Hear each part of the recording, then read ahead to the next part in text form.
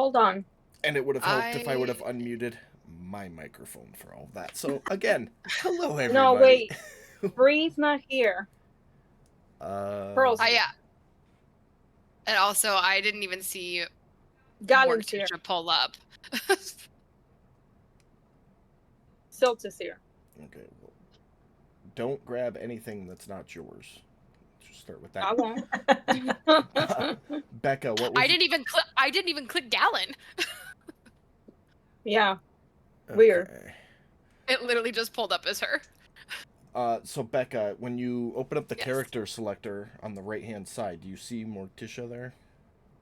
Character selector. Yeah, I'm coming right now. It'll be under the player tab on the right-hand side.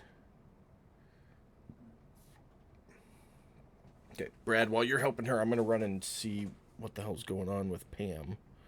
I got Bree. You got But Bree. I see everybody here. Well, don't worry about that. They stay on. Yeah, those are just the characters that haven't been picked up. Oh, by okay. anybody, No, I just forgot to grab my character. That was bad on me. Yeah, no. Don't worry about that. Okay, never mind. Then we good. So, Frida, don't touch it. she wants to play. Okay. I know she does. And Brad's getting everything sorted out. Yeah. Over there. So, again, hello everybody. Welcome to Waters of the Deep. Mike can't be here. One of those wonderful family is more important than D&D apparently situations. So here we are. We're playing an episode of the Golden Years with our wonderful secondary characters, which honestly I think was a really good idea because now we don't ever miss a week. It all happens in the same universe and we just keep playing. Yeah. So, yeah, we left off, you guys, those of you who had participated, at least, had dived to the bottom of the ocean to discover to search for an aquatic tree. And if possible, recover it to bring it back to Haven for breeding wood purposes so that the population can expand and half of Haven doesn't need to be a forest to provide lumber. Yeah, so we're gonna pick up tonight with Avalyn filling in Mortimer and Morticia and Bree with the goings-ons. And you see, yeah, so Barrick was like, all right, guys, give me a minute. And then walked his little dragonborn self into the back room and heard some grunts and some squeals. And we peeked a look, and this fish dude was just straight doggy styling him. And that's what the stain on the cape is. And yeah, it was interesting. And you all look over at Barrett and he's just shaking his head. Nice.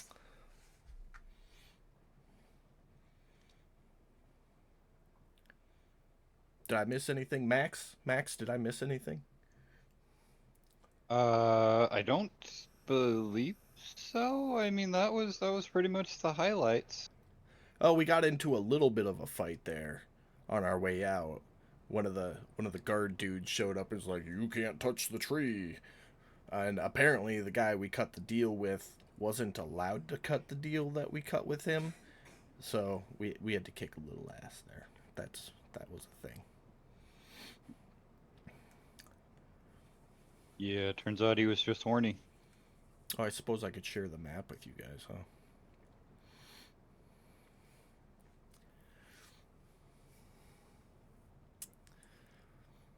Yeah, shit happens. So, anyways, I think we got a couple days till we get back to Haven, so I'm gonna polish the ballistas here, and yeah. Is that what you kids call it nowadays? Oh, God. I will wink at you as I walk over to start making sure the seawater isn't corroding the ballista.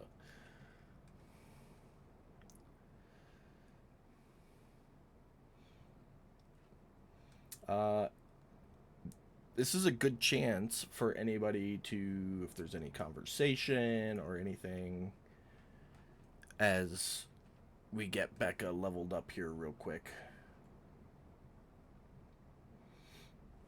if anybody's got anything. Still working. It's been so long since I've played this character.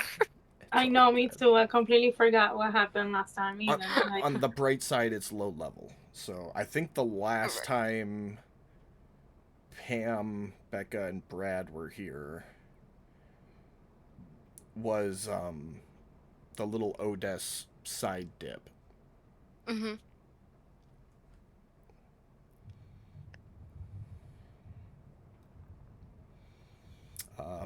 Barrick announces not so loudly that he'll be below deck doing his laundry. Laundry? What laundry? Avalyn will point out the large fish cum stain on his robes as he walks away in shame. Just a little stain. Just a little stain. Just throw some water on it. You'll be fine. Max is just gonna kind of head up there and it's gonna, sit cross-legged and pray. Every once in a while you'll hear, "All praise the great and powerful Max, you who give us the power to do all." That's right. We decided you're going to be your own deity. I love that so much. That. I was just about to say roll a d100, but then I was going to say you can't because you're not level 3, so we don't know what domain or who your deity is. So, and then I remembered you are your own deity. So That's right. that's all I good. worship the greatest power in the universe. Just a heads up to everyone, it does kind of look like our power might go out here at some point. It's nasty raining and Yeah, thunder. it's like I can't even see the street right now. It's nasty. Yeah. So, Yeah. I think we were on just the very north edge of that earlier today. Some sprinkles. That sucks. Yeah.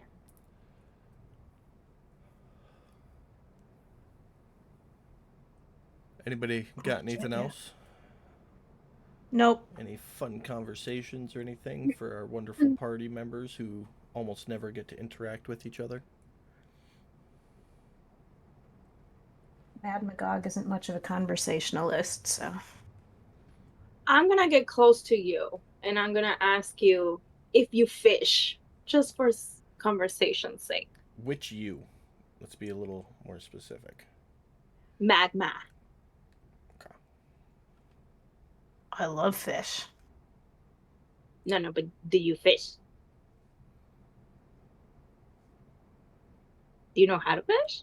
I'm gonna sort of blank stare and look at my hands and look at you like, yeah, I fish.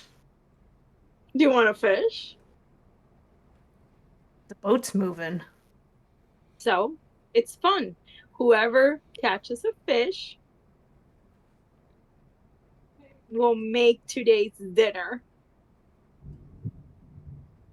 I'll shrug and yell out, "Captain, we're gonna fish." All right. What's the worst thing that can happen? We get stuck somewhere and someone goes overboard. Oh well. As you're saying that, I dive into the water Oh hell no. because that's what you mean, right? We're going fishing. No. Soon as that happens from the upper deck, you hear Captain Ralph, crap, hard to port, raise the sails. Avalon's gonna run over and start trying to raise the sails. I'm looking for fish. Athletics. Yeah, go ahead and make a perception check. Avalon is heaving this side of the sail as hard as he can. Yeah, you jump in and you see a juvenile shark. Nice. I'm catching that bitch. You gonna catch it or kill it is the real question.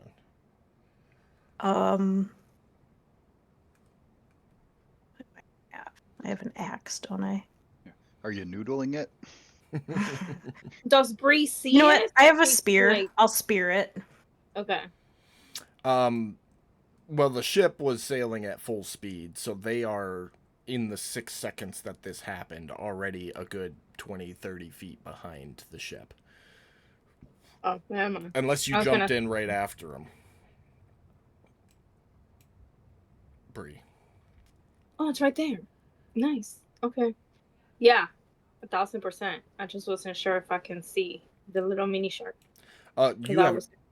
So did you jump in after Mad Magog? Yeah, yeah. When all the shenanigans happened, I'm like, oh Okay. shit, no! And I jump. Beautiful. So you jump in and go ahead and make a perception check for me as well, Pam. Okay. I'm Bree. Bree, sorry, whatever. Pam, person. We all I'm have two Bree. names. Okay. Yeah, you definitely see the shark as well. Okay. So I'm gonna have you two roll initiative. To see who catches it. Well, it's Mad Magog It's a said fight she was now. gonna try to kill it, and Yeah. Oh, that's wonderful. Okay. it's okay. Katie, you get to go first. Okay. If you do not have a swim speed, it is difficult terrain, so you get to move half your movement each round. Let's see. I Okay. don't think I do. I don't think either of you do, I don't do either. because I don't think either of you have any mariner equipment yet. Mm-mm. You're not the right species, so nope. I have to change that. Okay. I'll use my spear to not throw, just to jab. Okay. That'll hit. Ugh. As an orc, you get Savage Attacker. You can re-roll that damage in the chat box and see if you can get a higher roll. Okay. Sure do, so I'll give it that extra 3. Alright, anything else for you? Mm.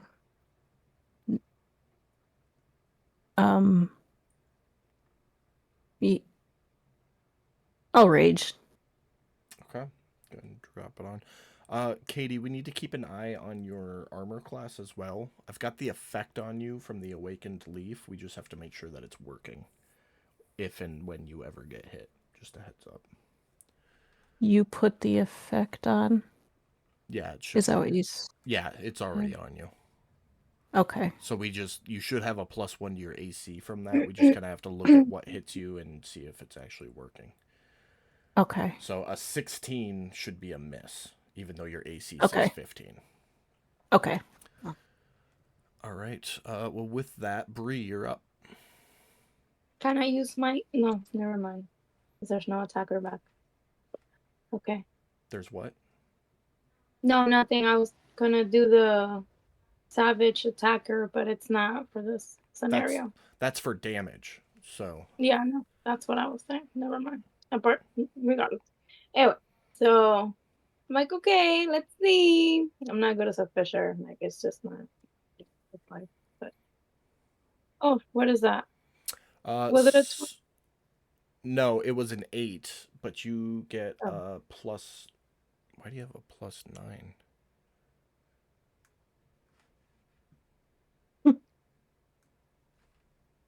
I don't know. Because I put a bonus on you, and apparently it does it automatically. Hold on one second.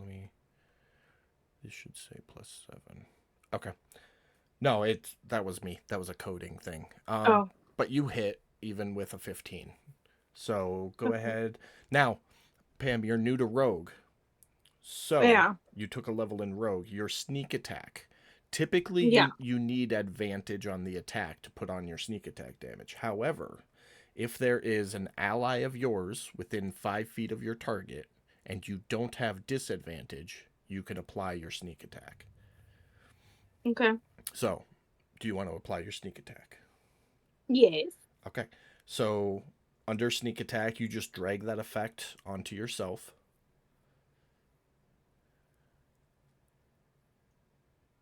That didn't do it. You have to drag it and drop it on yourself. Physically drag it. Okay, hold on. Yeah. Tiki. Like that. Okay. Yep, just like that. Now, roll your damage.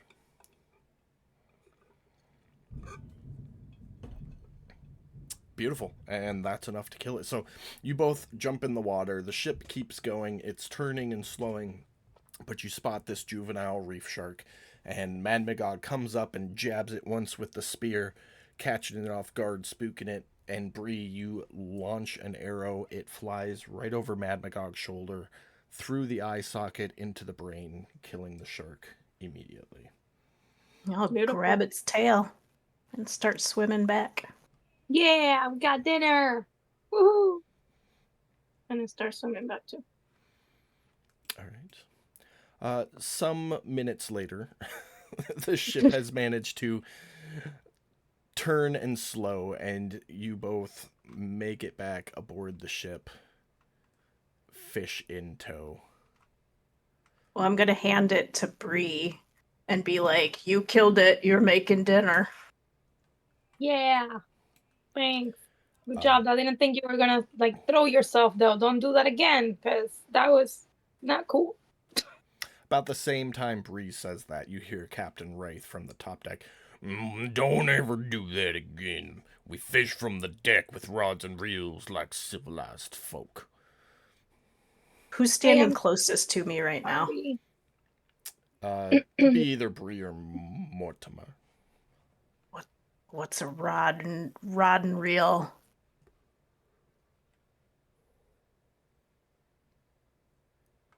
Who are you directing that at?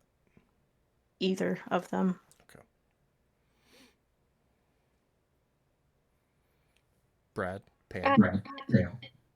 I try to explain. I just sit there with like holding. I'm still holding it, right? The little shark. Yeah. Okay. So I'm just holding a little shark, trying to explain with my hands, but I'm kind of like struggling.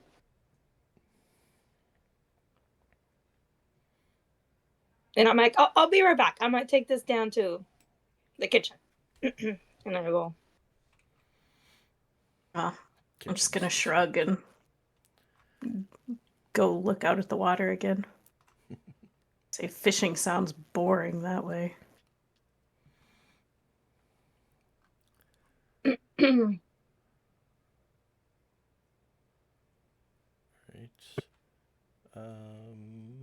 Let me make a note here. There wasn't a whole lot of meat on that shark. It's enough food for you guys to get you back to land, basically. Or back to Haven, rather, because, yeah, reasons. Anybody got anything else, though?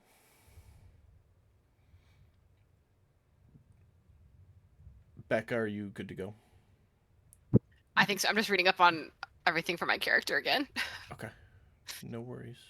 Sure, I know what I'm doing. But yeah, I'm good. Okay. Well, the night carries on. No issues through the night watches. You all have a nice shark steak dinner.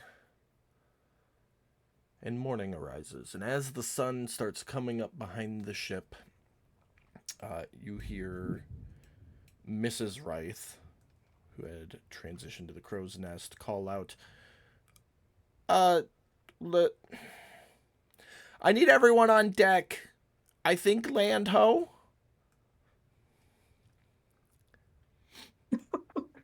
Land who? Land ho. Like there's land.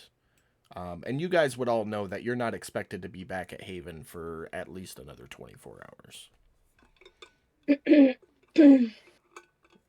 Okay, so I come off from the kitchen. La la la. There's land. This is the next morning, so let me... I would have stayed in the kitchen, like chopping away the meal and then cleaning everything up, so... I gave you your rage back, Katie. So. Thanks. How early in the morning? Like 6 a.m.? It's sunrise, so somewhere Okay. between 6 and 8 a.m. because I didn't plan this world to the point of knowing when the sun rises and sets. Okay, so I would have been in the kitchen just having something, eating something. I'm always eating. Okay. What's everyone else do? Waiting. Yeah, waiting to see what the captain says. Okay. Well, you all come up, and Mrs. Wright points off the bow of the ship, which is the front of the ship, and you see, not too far off, but far enough that you're a safe distance away, a little chunk of what appears to be a land formation with a broken ship on it.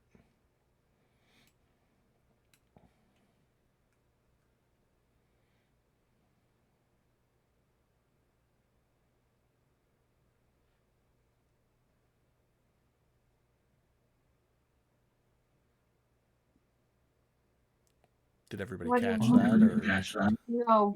It's a landmass with a broken ship. Is that what I was hearing? yeah, it's like a very, very small island. Maybe just a little bit smaller than your ship. And there is a ship larger than your ship that appears to have struck it and broken into several pieces. So it's a shipwreck situation. Got it. Bad day for them. I would probably look at the captain and say, "Good sir, it appears that there's some people in distress over there." It would appear so. Well, Mariner's law says we have to render aid if necessary, but Salvager's law says we get to keep whatever we find out the shipwreck. So, any opposed to this here venture? No, let's go. Not at all. Mortimer raises his hand. Yes, little toony one. So does that mean that we get to keep the dead?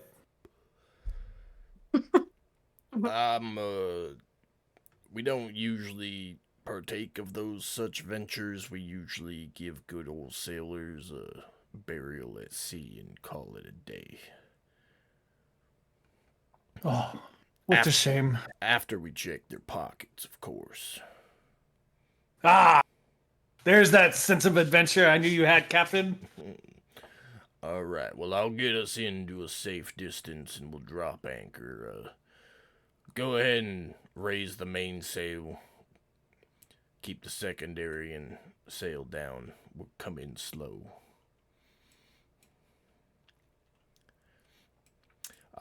Maybe. Go ahead. Oh no, I was just yelling. Okay.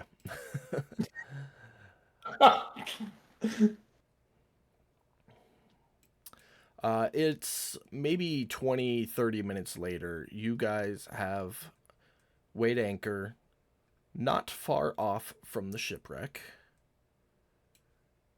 which I will reveal to you now. And it is, in fact, a small island with a large ship crashed against it, broken into several pieces. If you zoom out, you can see it now. Oh. That's why the ship was crooked on the map there, because I rebuilt gotcha. the map. Captain Wright, all right. This is as close as we can get without risking the same fate.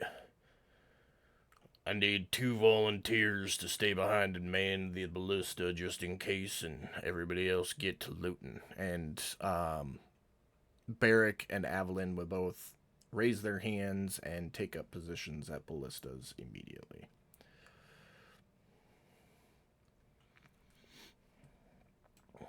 All right, whoever's going, get to it. Go. I'll run from this side of the ship and dive off again. Yoop. Oh, there she goes again. There she Kind of fun.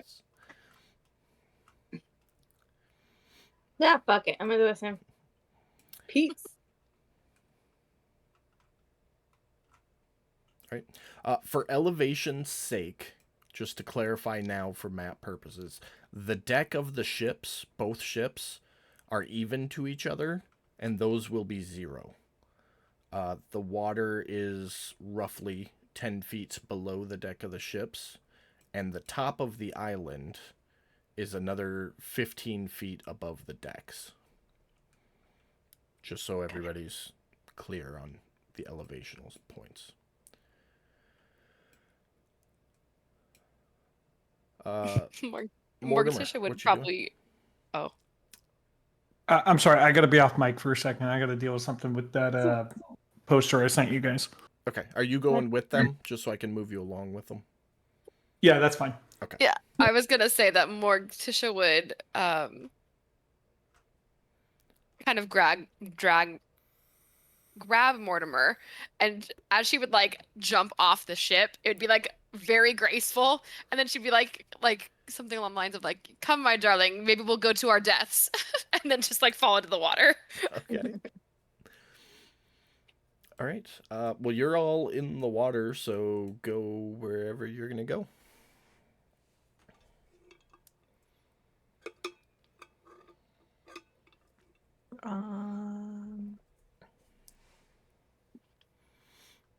Well, eventually I'd go. Yeah, just get to whatever the board there. first point you would hit on the ship. Hi. Where am I? Oh, there. Here. Huh? You can move Mortimer with me. Bree, I'm gonna put you on the edge of the ship there. Okay. Same with you, Max. I'll put you guys just on the edge of the ship. Oh, did I not move yet? No, you did not. Mm-mm. Okay. So as you guys get up to the ship, you take a look at it. It's clear that it's been here for a little while. There's a lot of seaweed and aquatic growth on it. Sorry, hold on. No. Row. I lagged. Yeah. Okay, can you hear me now? Yep. Yeah. Yes. Beautiful.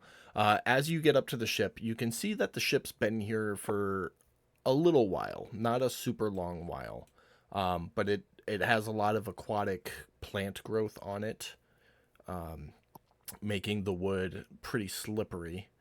It hasn't been here so long that like clams and mollusks and such have taken hold yet.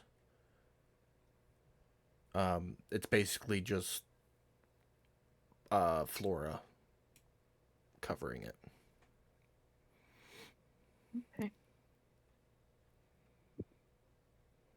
So is it slippery enough that it is hard to or difficult terrain, No. or is that just for flavor? It's not just for flavor, but are you climbing up on the deck of the ship?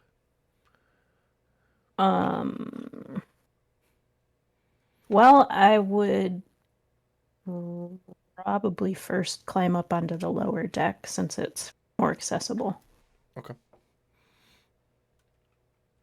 Yeah, you and looks like Max right there. You guys can see into the hull of the ship. It's pretty well washed away. Let's see. Yeah, no, you can't see really anything. It looks like if there were any crates or barrels or anything, the sea took them or someone else did.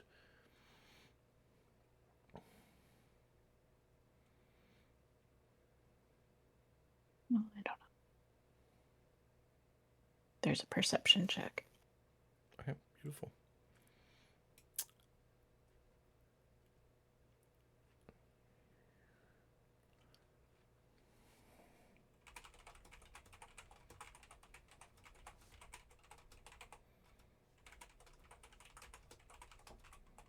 What's everyone else doing? I want to explore around like this little area right there, like carefully, obviously. Like go inside. Go inside. Okay. Mm-hmm. Okay. I'd follow. Too easy. I need the three of you as you move through the ship. No, I don't. Not yet. Never mind. Yeah, looking up towards the stern of the ship, you don't see anything below deck. You, however, can see through some of the broken floorboards around this area up into the what you assume is the captain's quarters. And you see some furniture storage stuff there.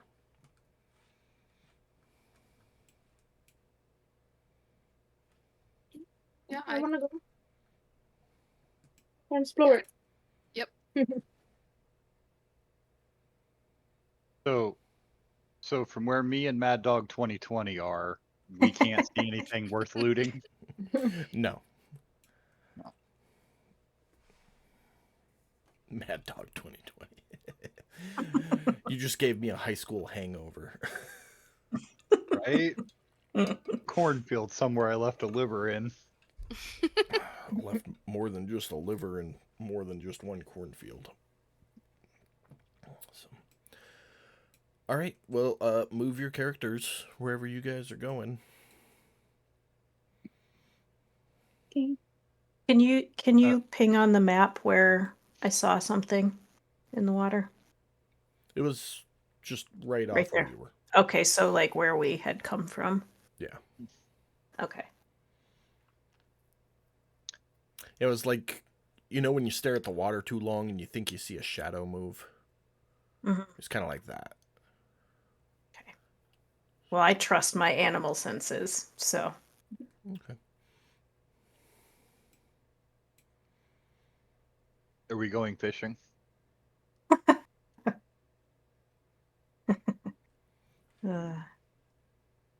I don't know. Do you want to go fishing?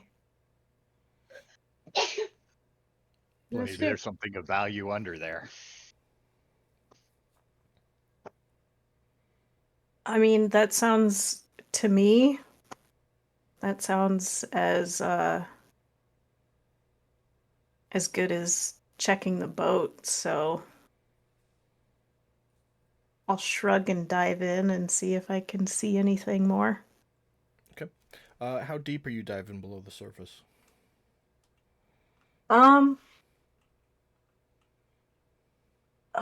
I don't know. I'm looking for it, so I guess maybe I'd go quite a ways down, but only as far as I could breathe. Okay. We'll put you 15 feet, because that's how far you can get in 6 seconds with your current swimming speed. And Max, you're going with? Why not? So the two of you dive. Go ahead and make perception checks for me. And Pam, Becca, and Brad, you guys are all making your way up to what you assume is the captain's quarters. Yeah. Okay. I'll put Yeah. you guys there.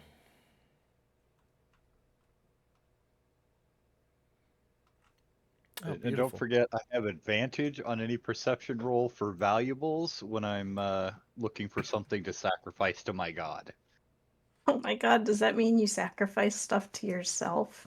Yes, yes, I give it Okay. all to me as pittance. Where does that come from? I'm just making shit up. Okay. I'm just making sure it's not an actual mechanic that I didn't know about. Just making sure. Okay. Well, you both rolled a 15. So when you dive underwater and take a look around, first thing you notice is that this is not a normal landmass. It is a floating landmass.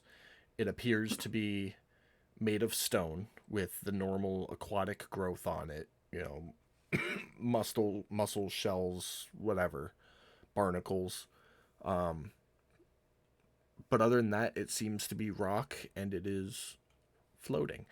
You will also note that the ship's sections are lodged into the rock.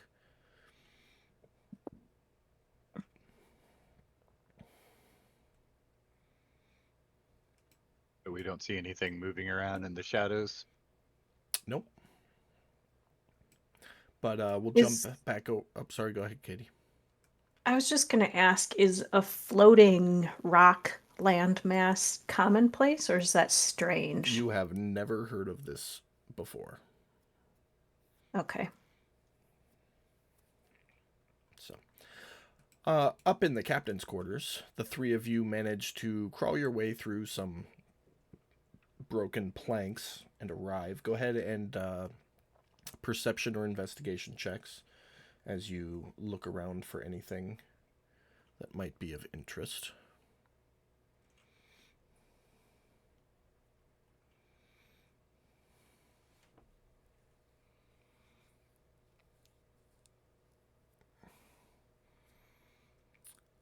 Beautiful. Bree, you spent some time on a ship in your youth, in a salvaging ship, and you immediately recognize the valuable item chest and go for it.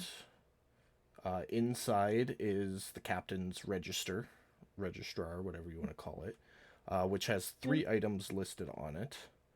And those 3 items are also in the chest. There's a lute, a rod, and some archery bracers. Okay. A rod like a fishing rod or a Uh, whooping rod? the inventory sheet says rod of a pact keeper, and the lute is a instrument of bards. Okay. Yeah, like a little guitar thing. The bracers were listed as bracers of archery. Above table, there are 3 low-level magic items that are pre-identified for you. I will grab the rod. Conveniently, the 3 people I meant them for are the ones who found them. I'm wondering if that was just coincidence or if you Yeah. Truly a coincidence. No one said anything. had like Nope. 5 items and you're like, oh, these are the 3 in there. I'll get the Um, little loot. No, you're gonna take the bracers because you're the archer. Oh, never mind. But the loot is cute. I like it. Oh God. I That's so like great. it. I'm just gonna I'm give them to saying. who they're meant for. Oh, Pam, you add so much flavor to the game. I love it so Fair. much. I love it. That's unfair. I'll fight you for it, Bard. Let's go. I'm the little guitar. I am a generous DM, so if the items require attunement, I am going to auto-attune you to them.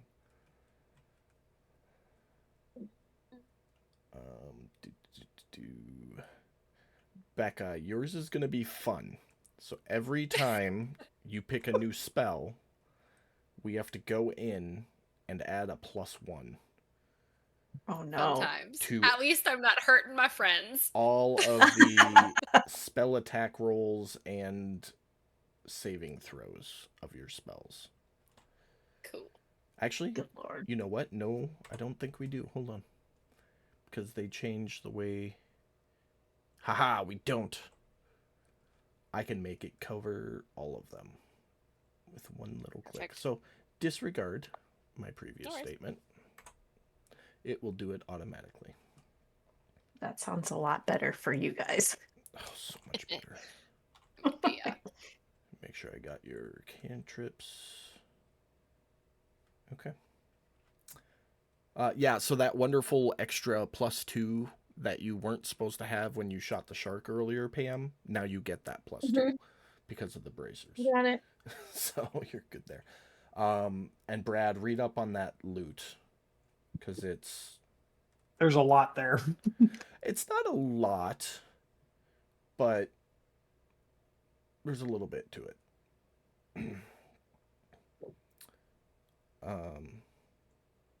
Yeah, basically it just gives you 7 spells and you can cast one of them once per day. It resets at dawn.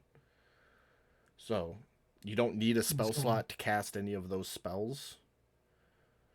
You can cast them you can cast one of them once per day Okay, one spell. Okay, out of that. that's what I was going to ask because it reads like you can cast each of those spells once per day.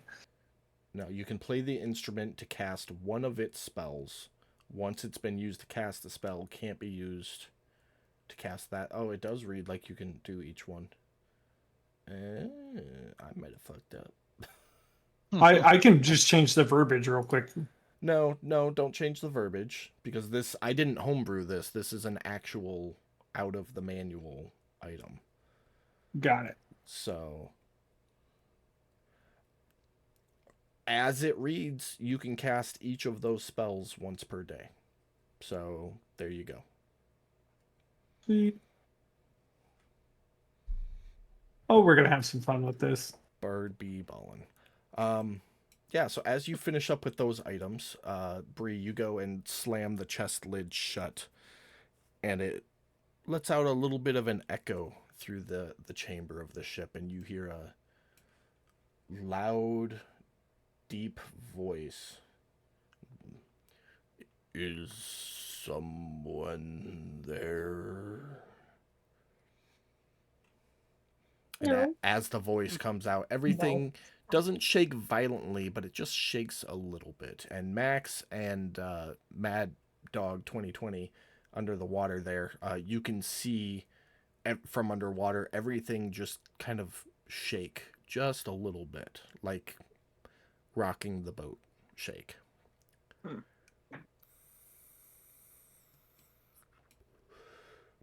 Oh, you two underwater could hear that voice as well. Okay.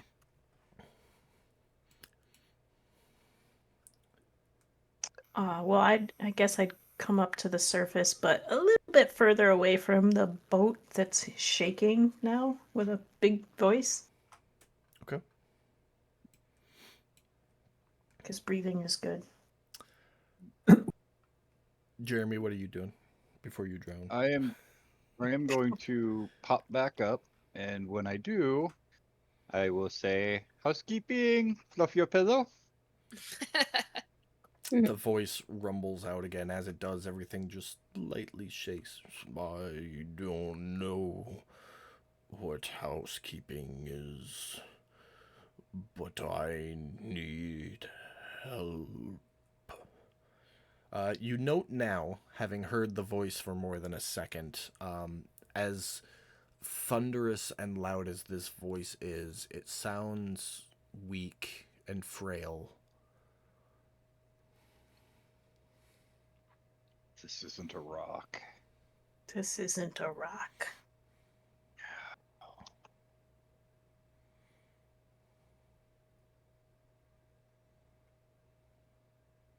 What do you need help with? Everything rumbles slightly. The ship. The ship has trapped me. I need it freed so that I can be myself again.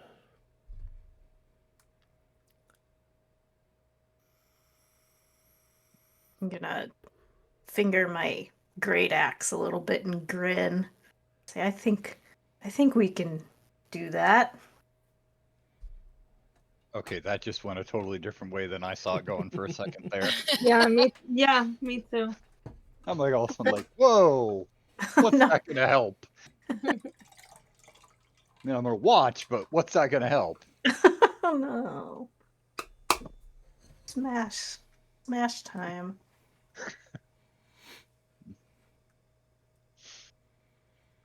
Um,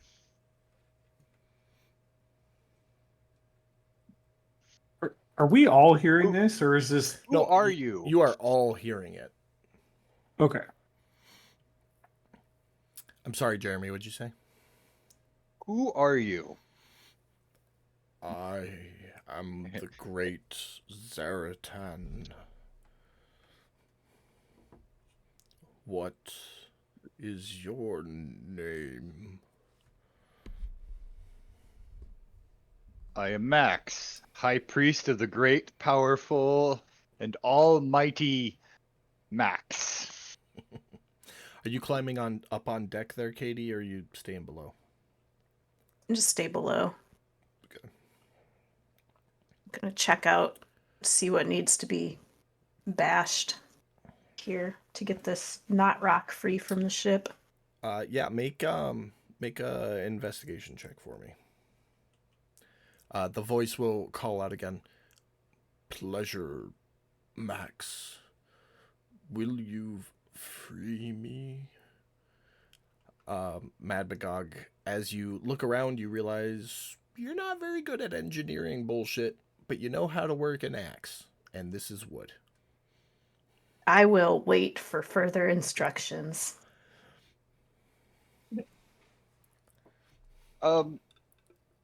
Before we free you, you are not some sort of ancient evil that's been trapped here just waiting to bring death and destruction to the world, are you? No. I was worshipped as a god before I was ripped from my home. But I never intentionally harmed a single living thing.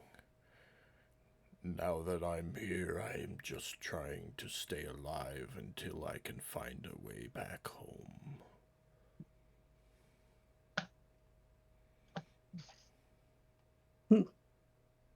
Where's home? I come from the elemental earth plane. Some force beyond my knowledge ripped me from there over 1,000 years ago, and I've been stuck in this wet soup ever since.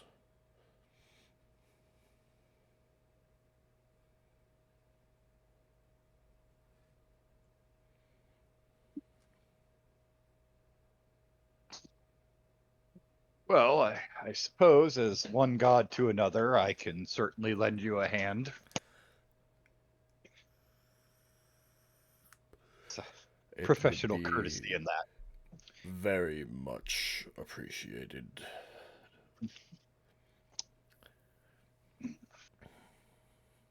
All right. You three in the forward cabin, what have you been doing this whole conversation?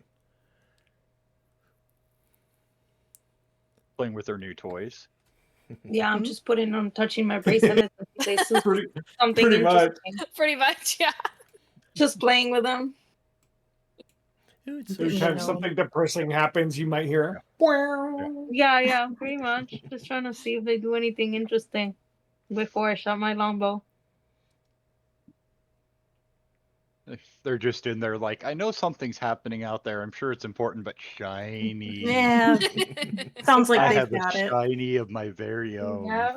Doesn't sound like no one's in imminent danger. Fair enough. Max, is it fair to say you're going to climb up out of the water and start looking at how to help Zaratan? Yes. Beautiful. As you climb up onto the lower deck and get yourself out of the water, you hear a shout coming back from the other ship. And you look back just in time to see Avalyn launch a ballista, and it flies over the top of the rock. And from somewhere up there, you hear a loud, like, scree, like a and you can't hear what Avalyn's saying, but he's shouting and pointing. At this point, I need everybody to roll initiative. Let's 'Cause go. we are going to take shit turn by turn.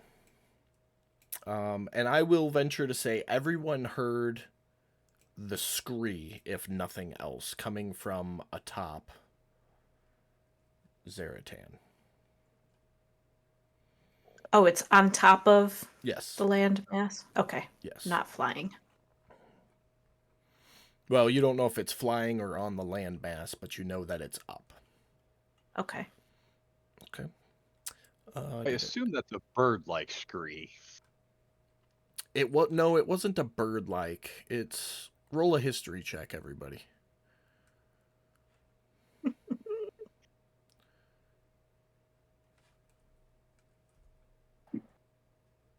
Or nature. I'll take history or nature. Oh, what the fuck? How am I proficient in all this shit and getting shitty rolls? What the fuck? Fantasy Grounds strikes Stop again. playing with your loot over there. Fucking fantasy grounds, man. Keep playing with that, you're gonna go blind. You shoot your eye out, Ralphie. Let's see. History. Max, you have experience with it. It was a crab of some sort, some type of crustacean. What the fuck? That kind of a scree. Like when you put a lobster in the pot to boil and it screams. Oh no. That kind of noise. Speaking of Fantasy Ground and its fun rolls, I will let you guys know above table that every time Gallon manages her save and is able to tell you about her bow, it develops a new trait. But I'm not going to tell you what the new trait is. Oh my gosh. So you have to keep going through the gibberish Is bullshit there- to figure it out. Is there infinite numbers of traits that it can acquire? Oh yeah, that is a completely homebrewed weapon, so it'll Oh go my until I decide sweet not Jesus. to go anymore. Oh goody. Okay. But gonna the be a good traits time. can be positive or negative, so Uh-huh. you never know. Yeah. That's That's so above Gallon. table, though. I Yeah. feel. I- Don't use I know that what to you stop asking, so it doesn't. Because if you haven't asked in a while, I'm just gonna make it develop another trait anyways. So don't Okay, stop that's asking. fair. You know, I know you said all that, but all I heard was, I'm gonna keep doing this till it's not funny to me anymore. Yeah, pretty much. Uh-huh. Pretty much. I am God. This is my magnifying glass. Ye little ants. Mhm. All right. Everyone has rolled initiative. It looks like Barrick gets to go first. So you hear another thung and swoosh as he fires his ballista. Which hits. Holy fuck, his did a lot of damage. And you hear another scree. What sounds like a rock rolling down a cliff, and then a splash of water.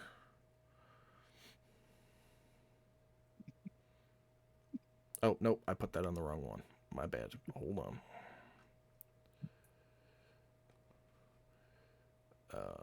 That one. There we go. So you hear the scree, but not the rock, not the splash. And with that, Mad Magog, you're up. Well, I will first climb up to the top deck.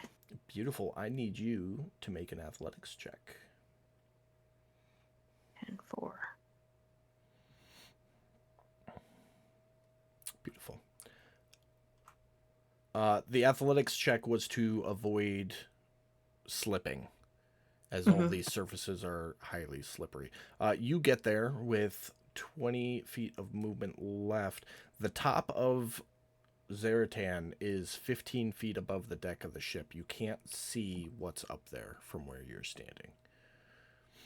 Okay, well, I'm going to ask Zaratan if I can climb on top of him to see what's going on up there, because it seems like it's enemies. Consent is appreciated and granted. Okay, then I'll get as far up as I can. Okay. Probably just an You already inch. passed 5. So that'll put you at 30 right there. And as you get up over the top, you see giant crabs. Okay, I will, for the sake of those on the ship below, yell out, 4 giant crabs! One looks crushed. Okay. And you still Will be got your fire. action and bonus action. Oh, hell yeah. I have a short bow, so I will shoot at the crushed crab. Okay. Ugh. Your bowstring snaps, rendering it useless until repaired. I'm gonna throw it like. Is it like the my pistol's out of ammo, so I'm gonna chuck it at the dude's head and see what happens? Yeah, I'm not aiming at any of them though. I'm just like Okay. throwing it to the Okay. side, like, oh, fuck this little toy. What is this even?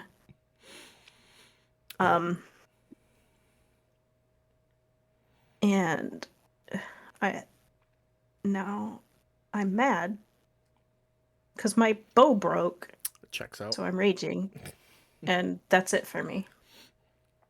All right, Bree. Alrighty.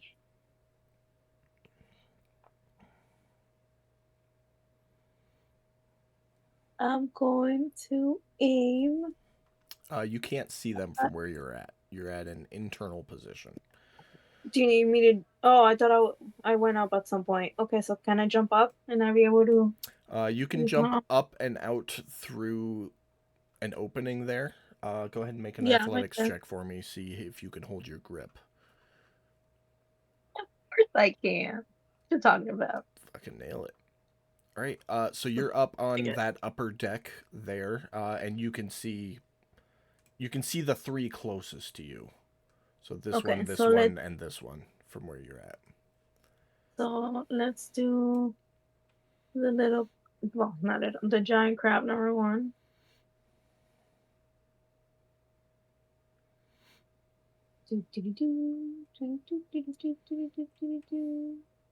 Is that the Indiana Jones theme song?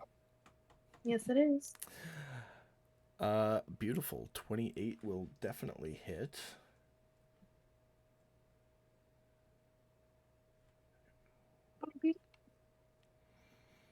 Nice max damage. Not enough to kill it though. All right. Anything else for your turn? You still have 20 feet of movement. No, stay right here. Okay. Thank you. Morticia. I don't think I'm within range of anything. You can't So- see anything from where you're at, so you'd have to move 5 feet over and try to jump like Bree, or move Oh boy.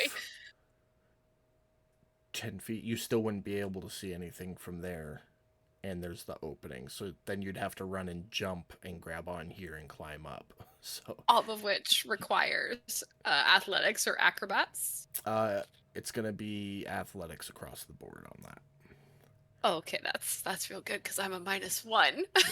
But Question. if you step In over an- and jump here, so the athletics is maintaining your grip. It's not about the physical strength to perform the function. Gotcha. But if you make the check here and get up on the deck next to Bree, you'll be able to see those near 3 to you. I'll do that, and then you can answer Katie's Okay. question. If she were to ask for, well, if anybody in this situation were to ask for help from somebody that's already made it to like a place like that, You get advantage how would that on the roll. change? Okay. So you make it up, Morticia. Oh, good. So you can see those 3 closest to you. Okay. And are they in range? Is the question. So if you hold down left control and click on any of them, and then hover your mouse over your token, it'll show you how far you are from them. So that one's 55 feet. 55 feet. Okay, I think I could do that. Okay. I'm gonna cast. Oh wait, yeah, Witch Bolt Okay. at Crab 1. All right. Go ahead and send it.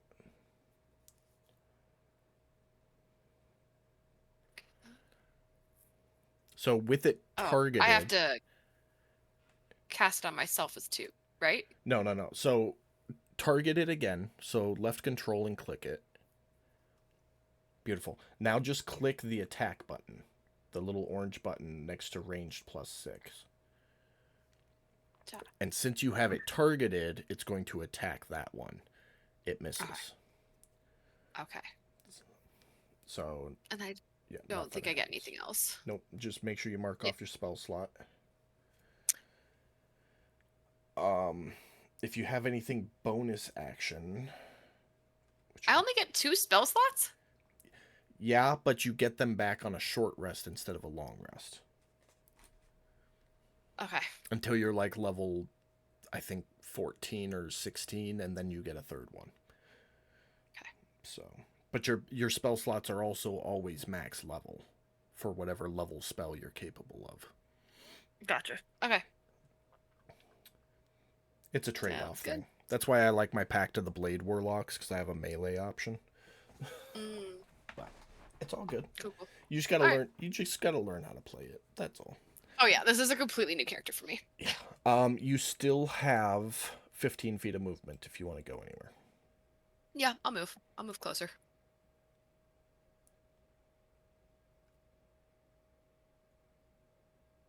Okay. And that will bring us to Mortimer. Tama. Well, I would say the first thing he would do is if Morticia was trying to jump up on the thing, he'd probably try to get a little look-see-loo as she jumped up. And then Perfect. he would try the same thing. All right. Are you gonna do that by the hole right next to where you're standing there? Sure, we'll do that to try to not use Okay. any movement. Go ahead and make an athletics check. Dang it. I was hoping for acrobatics. Dang it. No, Oh, well. it's all athletics. Oh no. God. Here's the worst part. That's not. Oh, never mind. Apparently, I get a half percent proficiency in that. So I you, technically have a -1 on that. oh, so that's why it came out as nothing. All right. So you jump up to try to catch the lip, and your fingers catch a big clump of seaweed, and you lose your grip and fall flat on your back prone. Half your movement to stand up. You can try to jump one more time if you want, but that's going to be all of your movement, whether you make it or not. Well, you guys would probably hear him yell something like, "Pardon me, I'm not quite as nimble as I once was." And then I will. Fuck it. You know what? You gave me this, so I'm gonna play with it. You'll hear some like playing on the lute, and I cast Fly from the lute. Okay, and that's your action. Yeah, that'll be my action for that. Okay, so you get a fly speed of, what is it, 60 feet? Yeah, I was just trying to see if I was able to like put the content because it's a concentration. I will do that. We'll get all those spells on there for you. For right Okay. now, I will just hard code a concentration on you. There you go. All right, you are flying. You have a fly speed of 60 feet, minus the 15 that you just spent standing up. So this round, you have 45 feet of fly. I will fly up on the deck. And land over next to Morticia. You still got 25 feet of flight. I think that's all I have. Let me remind myself of Bardic Inspiration. Should be a bonus action. Yeah, and I'm trying to remember what it does. It's fails a D20 test. It gives a D6 to anybody for an attack, a save, or an ability check. Oh. Okay then. So you give it to them, they have it, they can only have one at a time, and then whenever they make an attack roll, a saving throw, or an ability Do I have to check. be there to touch them, or is it with? Oh no, That's 60 feet. 60 feet. Yeah, you give them like a little jaunt. Okay. So I will look back at Bree and say, "Young lady, may your arrows fly true and strike in the heart." And then I'll look back at Morticia and say, "At this point, I can see the crabs, right?" Yeah, the nearest 3 to you. I will look at Morticia and I will whisper something to Morticia. So I will send it to her in a whisper. Okay. Just drop that bardic inspiration on whoever you're giving it to. And then for everyone else, you can use that bardic's inspiration after you have failed the roll. So if you roll an attack and fail and have a bardic inspiration, you can add a d6 to whatever you had rolled that failed. I love having a bard back in the party. I have a question for Brad and Becca. Are your characters a couple? Like, do we know this? Are I they guess- even? I guess you will have to find out. The crew's done 3-4 missions together, so I mean it's up to you if you keep it a secret or if it's something we would know of at this point. Well, we haven't been here, so you will have to find out. Okay. Fair enough. Anything else for you, Brad? No, that is it. All right, make sure you mark off your bardic inspiration. Beautiful. Crab numero uno.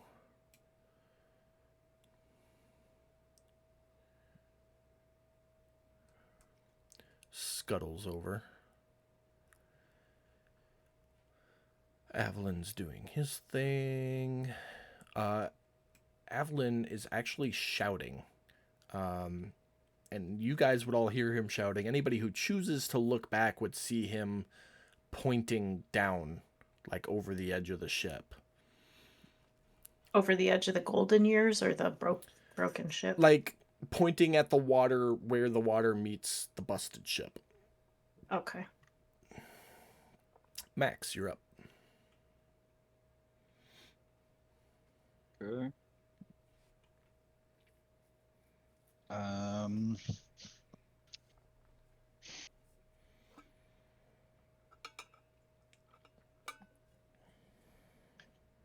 So judging by Crab 1, they are actually attacking us.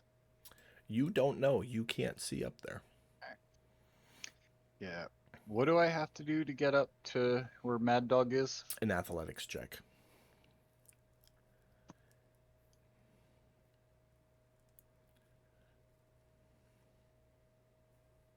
It'll be nice being immune to prone.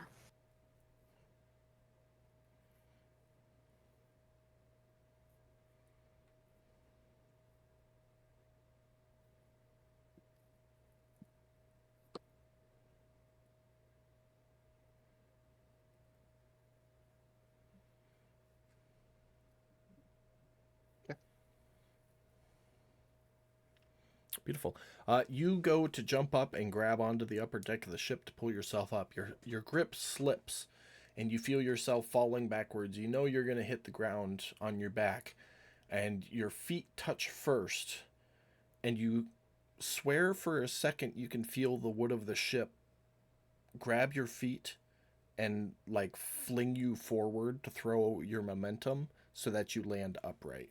And when you look down, everything is as it should be, as if nothing happened. Oh, my root. Yeah. I forgot about that. Beautiful little homebrew items. Love it. Mhm. So you can try again if you want. Okay.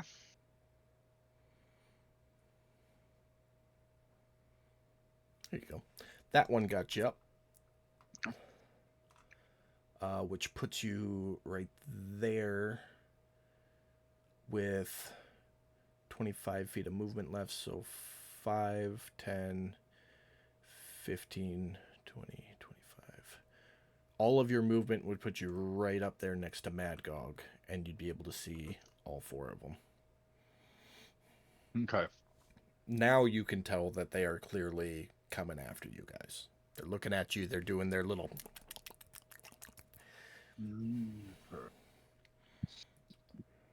And And Mad Magog is very upset that her bow snapped. You can see it in pieces on the ground, and the veins are like popping out of her neck. Her, what is it, Katie? The haunch, Oh, the hackles. the hackle, her hackles up. She is, yeah. You have yourself targeted there, just FYI, before you roll anything. no. Yeah. Okay, about all I have got.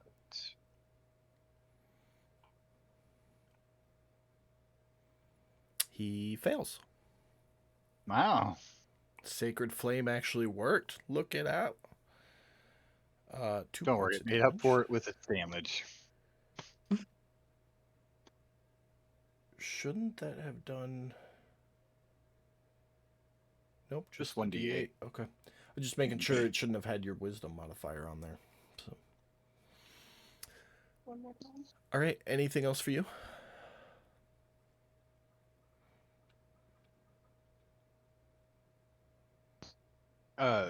That's all I've got. All right. Crab 4. Going this way. Crab 3. We should just take one of your little clips. It's going this way. Crab 2.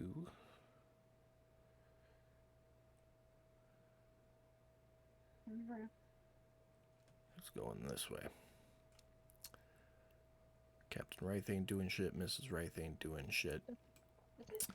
Barrick's doing his thing. Everyone make a perception check for me.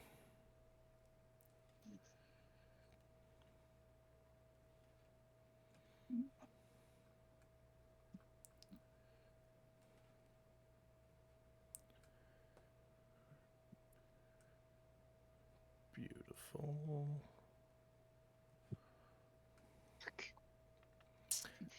Max, you have no clue. But the rest of you note movement out of the corner of your eyes and look and see merfolk climbing aboard the ship.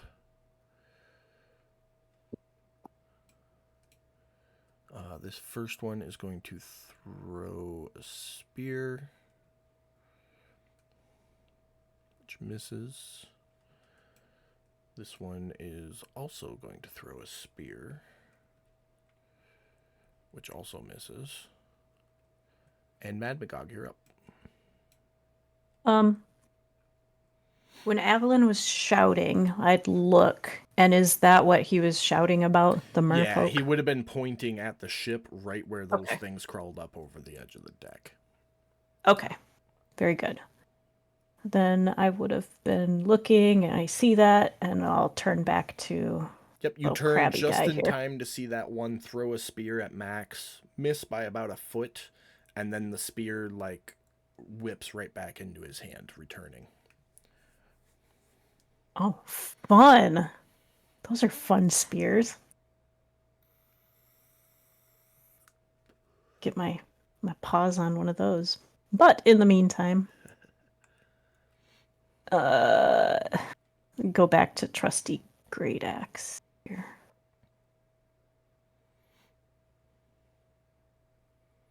That'll hit. Yeah. 15 points of damage. Take a nice big crack in its top shell, but it's still moving and wriggling. Okay. Well, Was that the same one that's already heavy damaged? No. no. Oh. I think that is it. All right. Bree.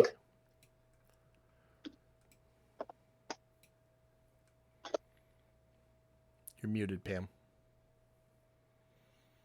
Oops. Alrighty.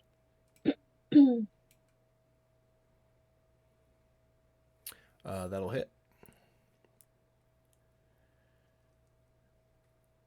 8 points of damage. It now has 2 arrows sticking out of it. It's looking rough, moving a little slower, bleeding some ooze, but it's still moving. Oh man. Okay. All right. Anything Can else I for you? move? Yeah, I want to move right here. Okay. Next up will be Morticia. I'm gonna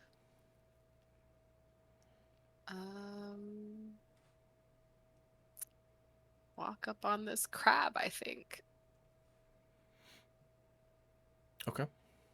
Yeah, I'm gonna walk up on this crab. So just a quick question. New character. Warlocks are squishy.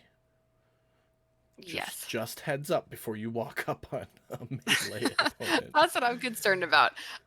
For cantrips, you can cast them as much as you want, right? Yeah, many times as you want. Cool. I'm gonna cast Toll of the Dead on crab number 1. Okay. You don't have to be right up on that. So if you open up the No, that's fine. description, I'll stay where I'm at. Yeah, you got a range of 60 feet there. So Yeah. go ahead and drop the save on him. Again, if he's targeted, you can just click the button and it'll automatically target it. He fails. Now, he's taken damage already, so he's going to take the 1d12, not the 1d8. 1d8 is only if they haven't taken damage yet. Gotcha. So I'll drop the 1d12 on him. Mm-hmm.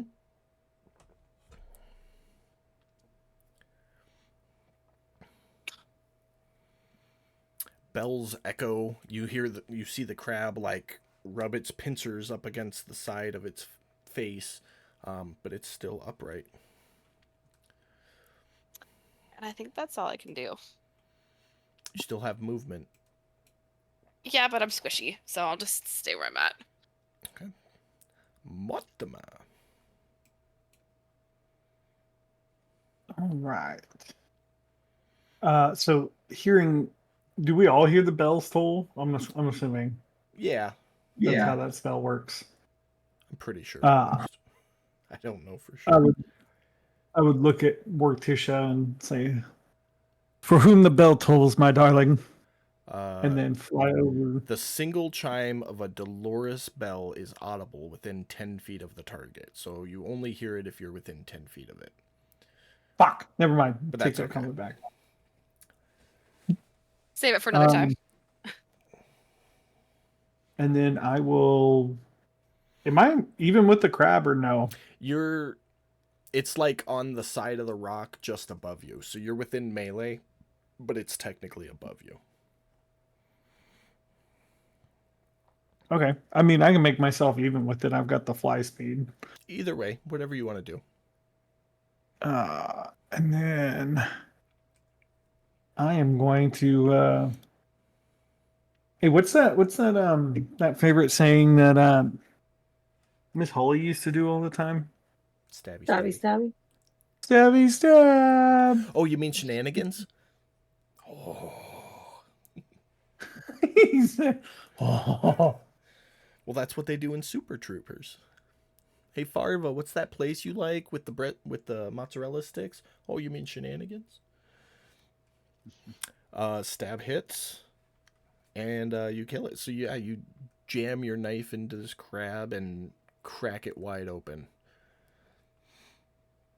So that's basically what you would hear is you would see him just stab it and just oh. Let me see You here. have technically 55 feet of fly speed left. 55 feet. I will then.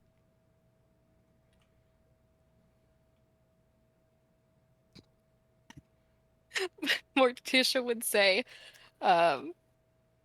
nothing says romance quite like the scent of fresh demise. Nice. A woman after my own heart. I gotta bring you back just a hair to get you up the 15 feet to get on top. Oh, that's fine. So That's all I got from there. I don't think anybody's within.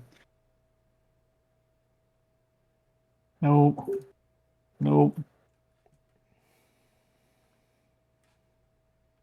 Actually, no, I'll save it for now.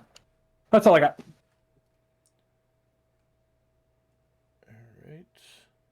All right. We are gonna pause for 1 second. Becca, Yes. since we're all learning your character here, you took Pact of the Chain, Yes. which means you know the Find Familiar spell and can cast it without expending a spell slot. The cast time on that is an hour or ritual. So I will let you retcon to say if you already had your familiar out. Like, is that something you For the always have going? For the sake of it, let's leave Kosa on the other ship. Okay, so you left him back on the ship. Yeah. Okay. I totally forgot about your little I- cuffing hand. I honestly remembered, and then I was just like, oh, you know what? It's fine. Nope, I totally forgot. So, It's all good. all right. That ended Mortimer's turn. Avalon is doing his thing. Mr. Mermaid is going to throw a spear and misses with a 15, of course. Max, you're up.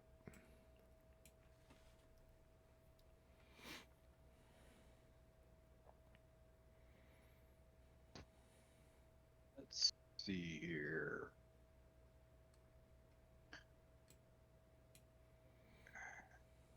I am going to wander behind this crab. And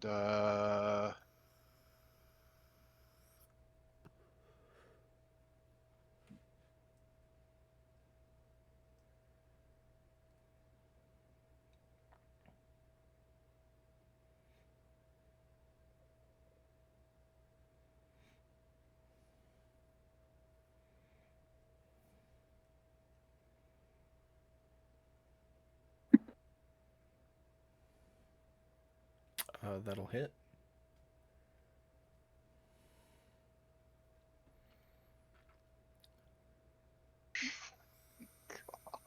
God. 2 points of damage. Take So- that, you beast. You smack down with your mace, and you hear the crack, and you can see the cracks, but the crab just turns around and stares at you. Anything else for your turn?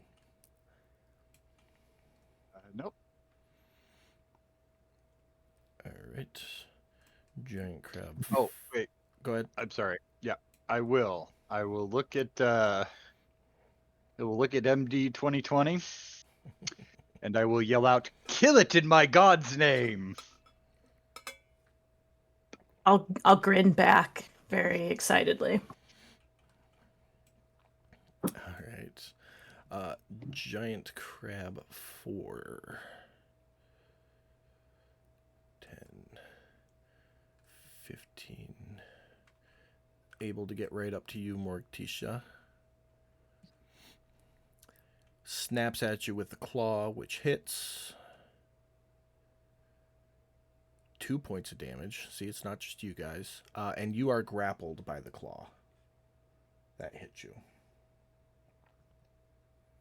Worst case of crabs I've ever seen.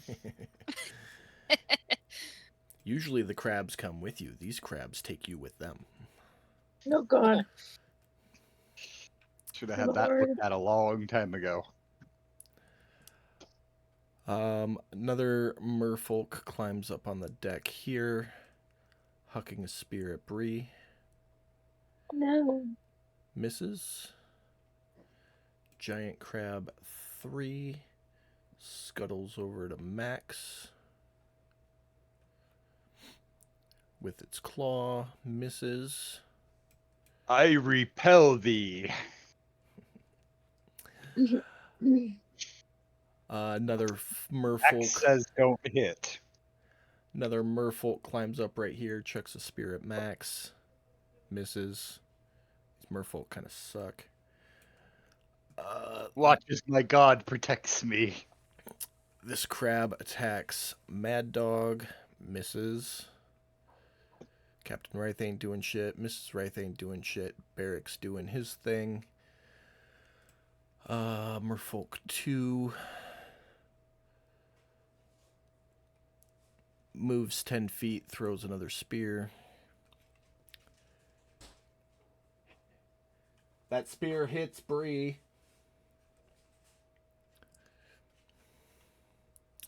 For 4 points of damage. Anytime they throw these spears, they retract right back into their hand.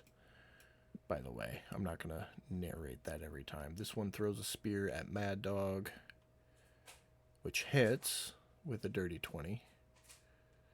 Oh, wrong one. 6 points of damage, resisted down to 5. And Mad Magog, you're up. Okay. Well, I'm going to step over here. Okay. And attack as commanded. Crab number 2. Okay. That misses. I'm gonna look at Max sort of like I'm skeptical now about. I would let you retcon and use your reckless if you want to re-roll that once. Okay. Oh, yes. you moved I out know of it's been a while since you did the barbarian thing. So Yeah. you have that reckless attack, which gives you advantage on your attack, but it also gives attacks on you Yes. advantage. Perfect. That is what I want to do, actually. Yeah, I moved over there so I could use cleave. Yeah, I kind of figured that's the way you were going, so I put that on you. Go ahead and roll your attack Okay. again.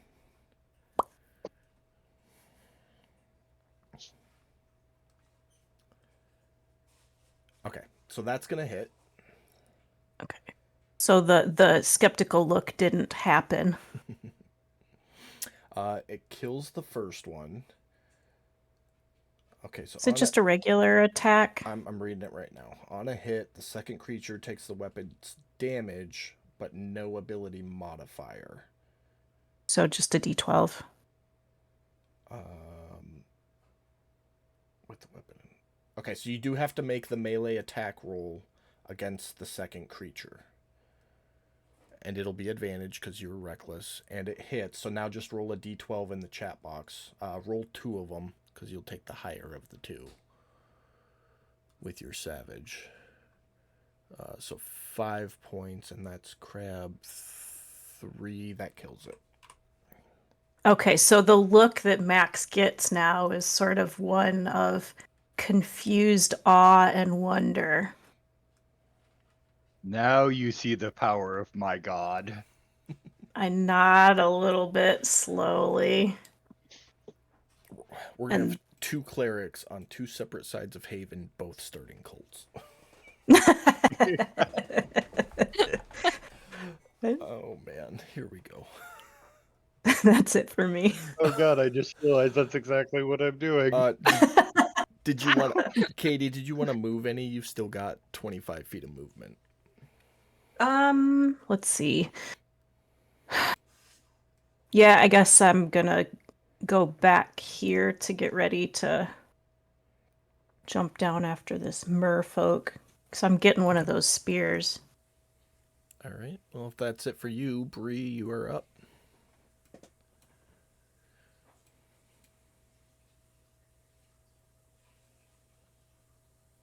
I think she's in the kitchen. Hold on.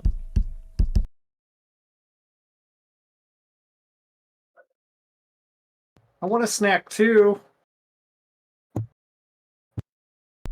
I don't know what the hell she's doing.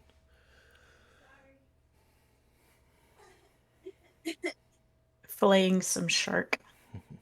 Sounds like she's coughing. Think I'm she was here. I'm here. A second merfolk has climbed up on the deck. You got hit once, and Morticia is currently in the claws of the crab. I'm gonna hit this fucker. Get off my friend. Oh, this is the different crab. This one hasn't been hit yet. But now it has. Beautiful. Gotta make it. Get hit. Oh man. 6 points of damage. All right. Anything else for you? You can put sneak attack on that if you want.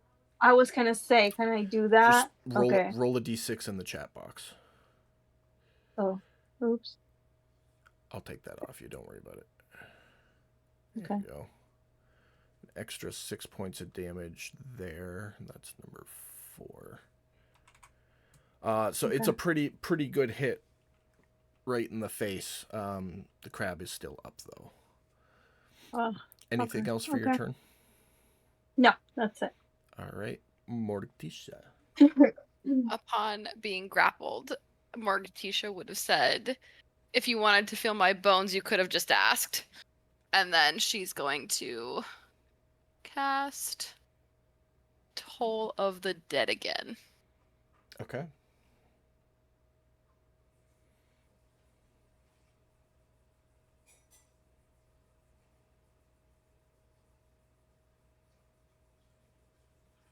Does that go? Yep, it's targeted. So Okay. you well, don't. I'm clicking the button, but it's not going. Yeah, so you don't have to target it. You can drag and drop from your character sheet as well. But if Oh it's shit! targeted, I did it twice. My bad. well, it failed that once. Go ahead and roll damage. Sorry. It's all right. It's gonna be the D12 again. D20. D12, not 20. 5 points of damage. It's starting to look rough, but it's still gotcha. Okay. I believe that's my turn. I mean, I could try and break its hold, right? For my movement. That's an action Okay, then no, I'm good. to break free, unless they changed it and I'm not aware. I honestly don't think I read the rules on grapples. Sorry. I will look it up real quick, but we're gonna keep moving, and if I find anything, we'll retcon it. So, No worries. Mortimer, you're up.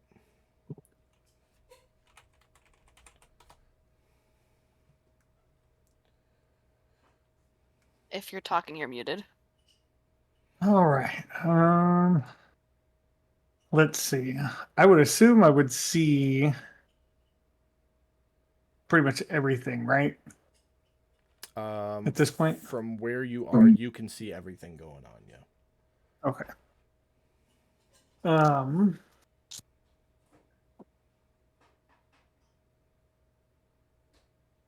With that being said, I would probably fly. I'm assuming I can get down to here, to where I need to be for this crab. Yeah. Yeah, no, definitely. That's 50 feet of movement, so you got 10 left after that. Okay. Let me see here. I'm going to make an attack.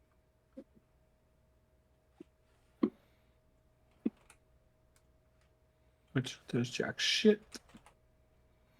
I had a smart ass comment and I lost it now. Shucks.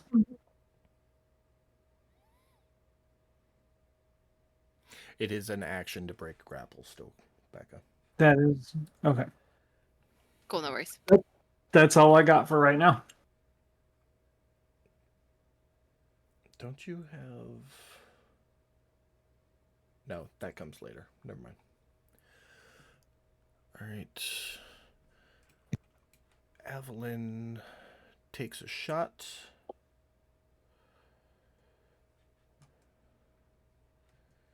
Hits.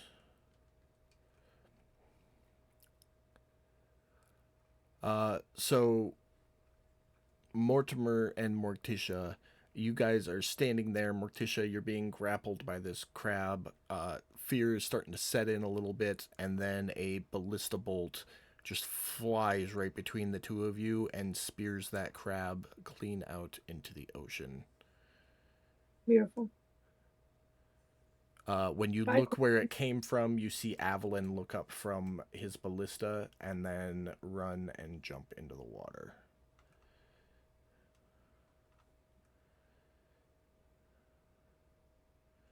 And start swimming. Merfolk number 3 is gonna take his 10 feet.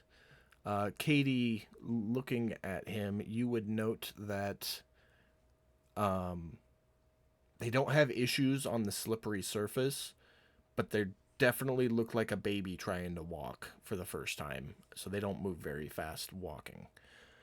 But the spear it throws does hit you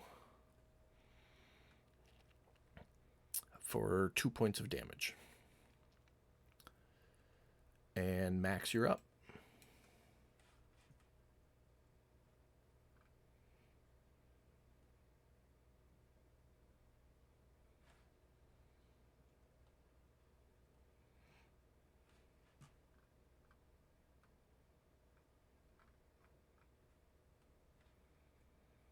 If you're talking, Jeremy, we can't hear you.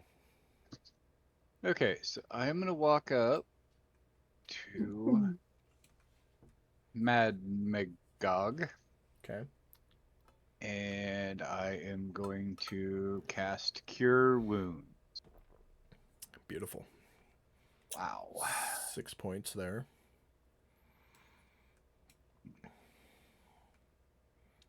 All right. So that's a And then little I bit of will- movement and your action. Yep. And I'll nod to her and turn to face the merfolks. And that's it. All right.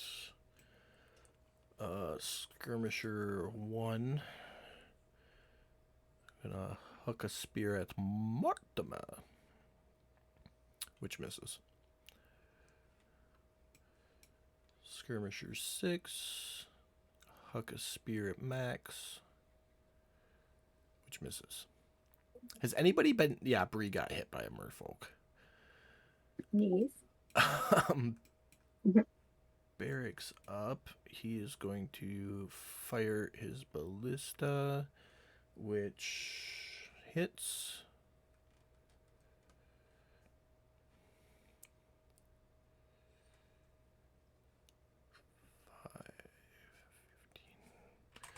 So this merfolk over here, kind of between Bree and Katie, has a ballista bolt sticking out of its torso right now, but it's still upright. And Skirmisher 2, 10 more feet. Spears are... There we go. You're within range now, so it's going to be melee. Still misses. This merfolk with a ballista sticking out of it isn't going to try and move. It's just going to lazily huck a spear up towards Mad Dog and hit.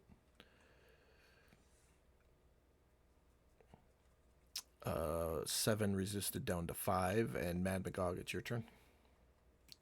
Okay. So I have decided that these motherfuckers. I'm jumping off of here. Get as far toward number 3 as I can. So I'll back up to get my running Okay. start there. So 10, 20. And then I don't know how you want to So there's do the a rule for long jump.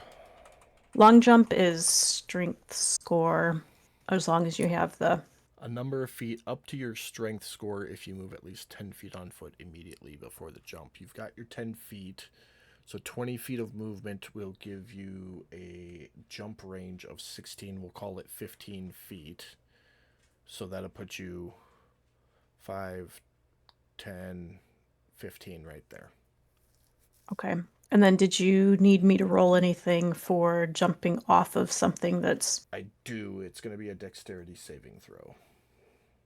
perfect?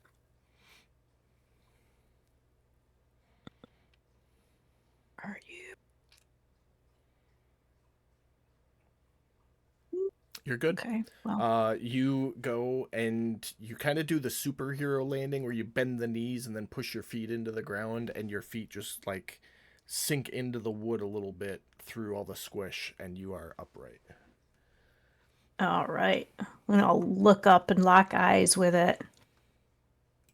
And am I next to it or is that? Yeah, you're right next to it. Okay. It's hard to tell sometimes. I will axe it. Oh, the deck is 0. There we go. All right. Oh, okay. Axe away. Where are you going? I will also axe it recklessly. Okay. That hits.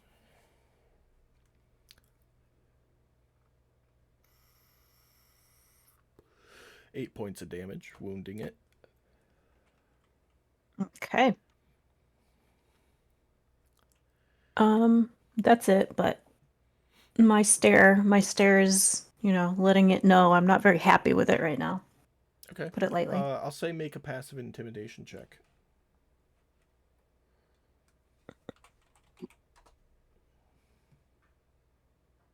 It's not bad for a +1. It's not horrible either. All right, Bree, you're up. All right.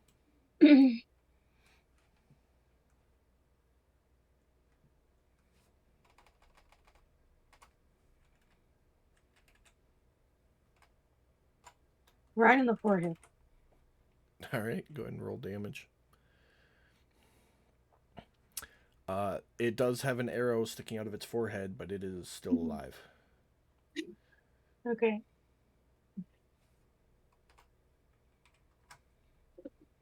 Anything else for your turn? No. Can I move? Yes. Yeah, you can still move.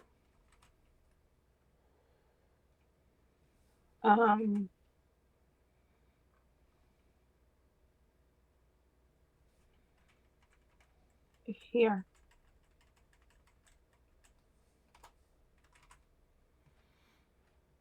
You're gonna run past it for an attack of opportunity. You okay with that? No. Then. Huh? Where am I?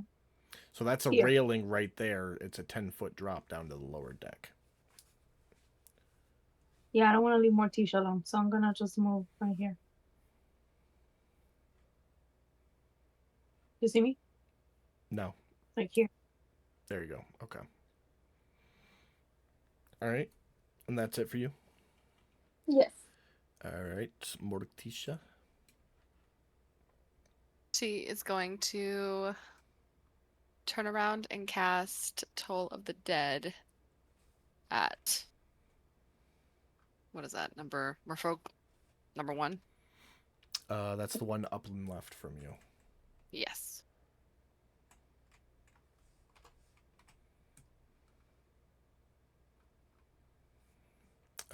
It fails. Roll damage.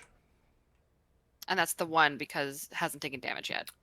Let me verify. That is correct. So it'll be the 1d8. There you go. 6 points of damage. Anything else for you? Nope, that should do it. All right. Mortimer. All right. Let me see here.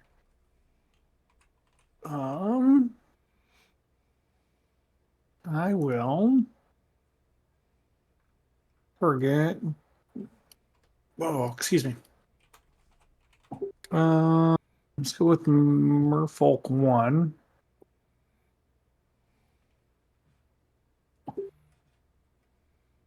And that's for me if anybody sees that. Okay. Can you guys see that when I roll? Yeah. Yes, we did. On that fuck. I gotta figure out how to do that so nobody else can see it.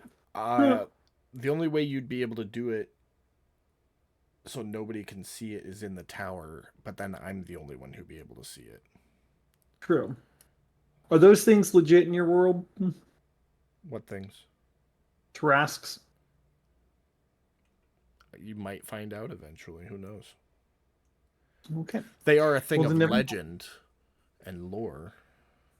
Okay, then I will run with that then. So Mortimer, looking at this merfolk, is it skirmisher, would look at him and point and say, I am sure the dating world is hard for you. I hear Tarasques mate for life. Is that true? And with the vicious mockery, which he's targeted, boom. See if he saves. He fails. And drop the damage. And I think he gets disadvantage on the next attack roll, right? Look up the spell details. I don't remember. Pretty While you're looking at that, Katie, that is definitely something worth interrupting for. A 17 should have hit though. We have to make With sure the a 16 doesn't hit. 16. Okay. Yes, good. I misremembered the number you told me. Yeah. Thank you. It's the armor class on your character sheet +1. So, Okay. and if it doesn't work, I'll just manually adjust your armor class so we don't have to worry about it. But the coding should work just fine. So, Brad, did you get that looked up? That's all I have at the moment. Maybe for sake of argument, fly. Disadvantage on the next attack roll. So yeah, drop that effect on the creature that you did that to. I did. You did, okay. Fly 45 feet over there and call it good for my turn. All right. Evelyn is gonna swim.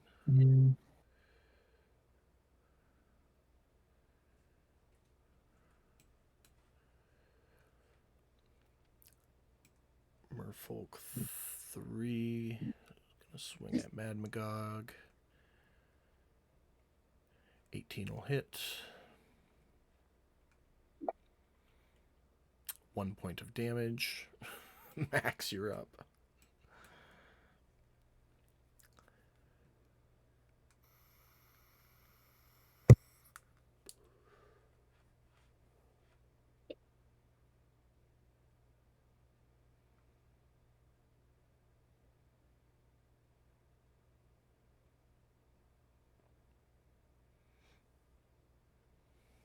Sorry, give me just 1 second. Okay. Gotcha.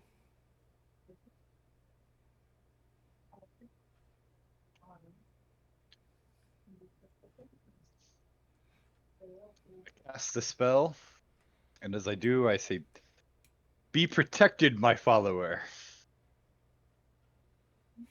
Okay. You want to describe to her what happens? Standing in front of her is a life-sized, like almost a neon caricature of Max standing there giving her a thumbs up. And it's so distracting that it makes it much harder for the merfolk to hit him or hit her, because it's just like, is that his arm or hers? Oh crap. All right, so we need to adjust the coding on that a little bit. Bear with me just 1 second. For some reason, they code it so the concentration goes on the person you put it on, but you're the one who needs the concentration. That's weird. Yeah, that is that's- strange. It's always been like that. So we're going to do this.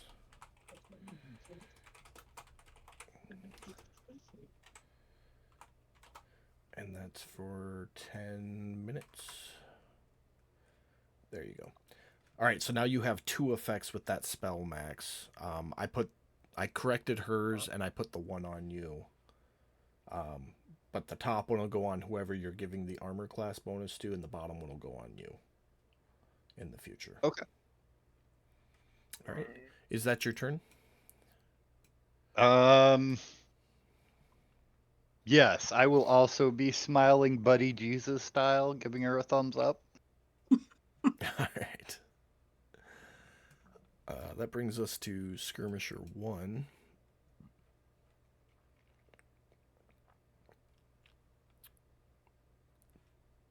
Clip Clap, and a Chuck at Morticia, which misses, thankfully, to the disadvantage. 6 is all the way over here. Clip Claps, chucks a spear at Max. Hits. Damage, 8 points of damage, and Shield of Faith goes away. So that little character shows up, gives you the thumbs up, and then poofs and disappears. I don't know that it's not still protecting me though. I think No, it is. You So have no clue. So that brings us around to the next round. Round number 5. Barrick's doing his thing. Skirmisher number 2 is gonna step up within melee range of Bree and take a swing. Missing. So that seems to be my trend. This one's gonna hobble 5 feet because it's fucked up, and chuck a spear at Mad Magog. Hits. 3 points of damage. Mad Magog, you're up. okay. I'll do what I do.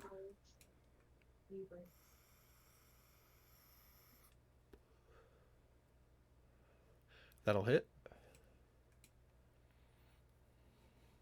There's some damage. And that's... There, see? It's protecting me. Yeah, there you go. Placebo effect. I'm gonna grab its spear Okay. as well. Okay. And then move this way toward that one. Okay. So, well, that's a gap you would have to jump. But the way it works in combat Oh, that's great. is if you move your full speed on the deck of the ship, you have to make a dexterity saving throw to stay upright. Okay. So if you move half your speed, you don't have to do that. Okay, let me look at this again. My eyeballs weren't working, so Yeah, no, I'm going there's a big to- gap right there. So if you want to try and you've got the 10 feet for Yes. the long jump again. We just need another dex saving throw to see if you land upright on the other side. Okay, here it goes. And it does. So 5, 10. You land your 15 feet. You still got 20 feet of movement. Yeah, all right.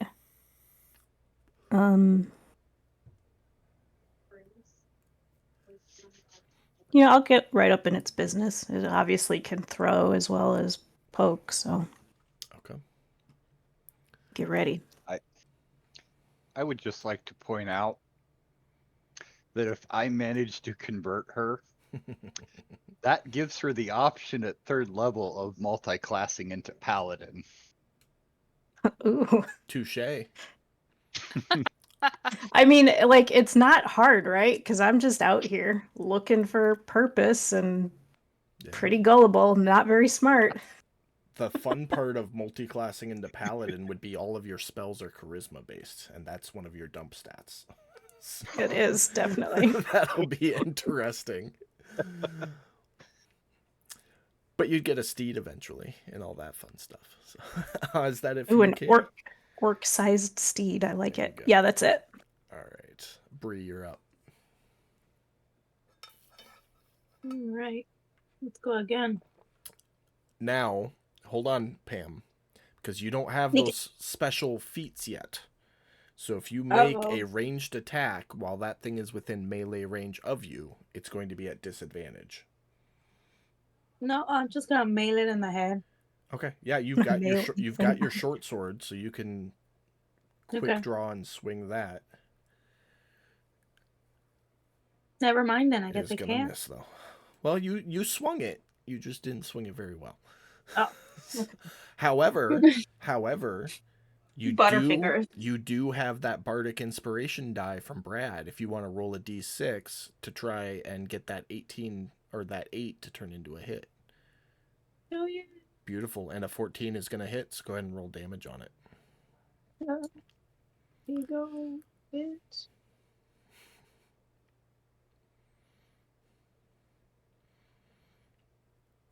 Nice. 6 points of damage. Yeah, so just like mid swing, you can see you're a little off canter, and then whatever little jaunty tune Mortimer gave you comes into your head, and you're like, oh yeah, I'm awesome. And readjust your angle and catch it in the shoulder. I'm gonna yell at him. Thank you, Mort. Okay. Right. That brings us to Morticia. She's gonna cast Toll of the Dead. All right. I'm so antsy about those only 2 slots. So I'm just gonna keep casting cantrips. Yeah, it definitely makes you think twice before casting a spell, that's for sure. It's got to be like real good, and then I'm worried about the rolls, but it's okay. Cast. He succeeds. Okay. It's a cantrip, so I'm pretty sure nothing happens. Yeah. Yeah. All right, that's my turn. All right, Mortimer. All right. Let's see. What are we working with here? I will fly, zip over here because I have a fly speed, Yes, sir. and I'm assuming this Merfolk 2 struck at Bree last time, right? Yeah, they're engaged. Yeah, they're engaged right now. Okay. I would look at the Merfolk and be like, "That is no way to treat a lady," and swing at him.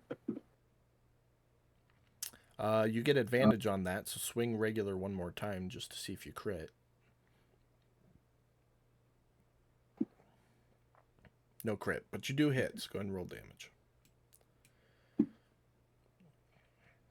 6 points. Come up. That's no way to treat a lady, and shove your dagger in its spine, killing it instantly. And as it goes down, he would just, ah, reminds me of my dear Morgie. And I will sit down on the deck and end my turn. All right.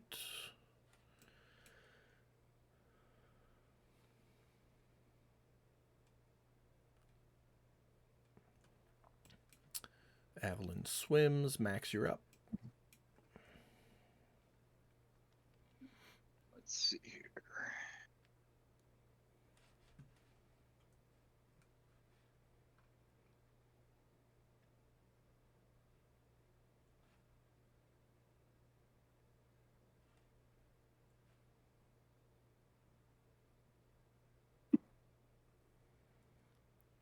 It succeeds. Oh shit.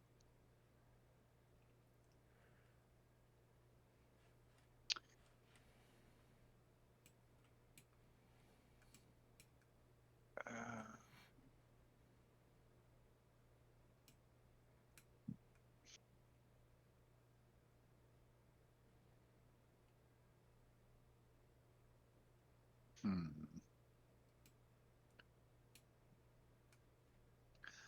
And then I'm gonna move over here. Okay.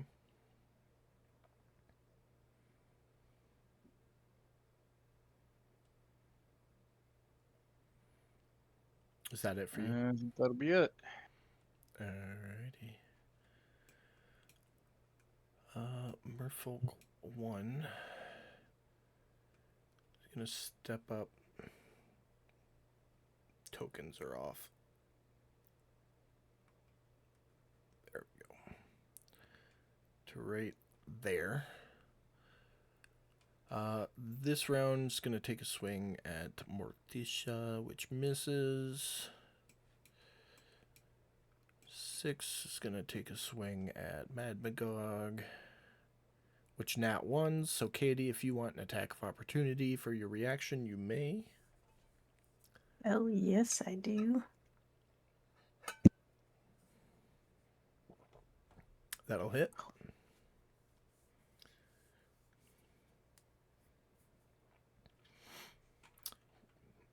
right. And at the top of the round, I need everybody to make a dexterity saving throw. Loudy dowdy, everybody.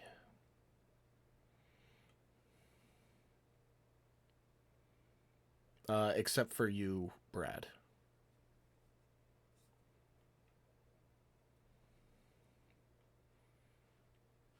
Beautiful. The reason you made a dexterity saving throw is because the entire island, so to speak, shifted as if there was a massive weight added to one side. And for those of you that can see, you will look over and a large, we're calling him the king My crab, God, crawls it's up fucking over the huge. edge. He's not quite that big. Oh, darn. He's like that.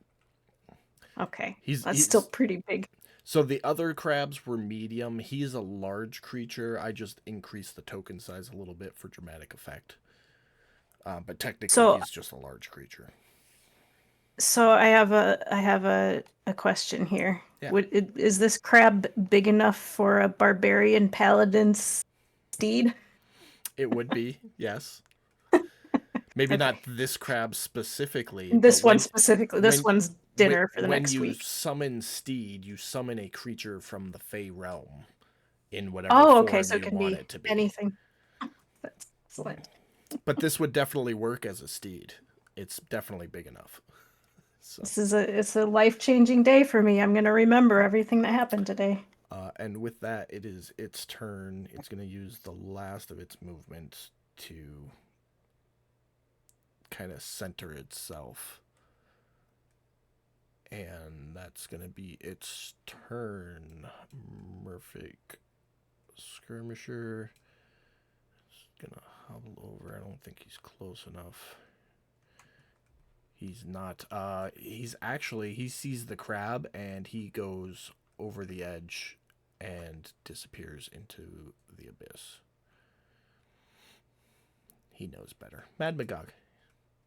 Well, the first thing I'm gonna do is wave this merfolk's buddy's spear in its face.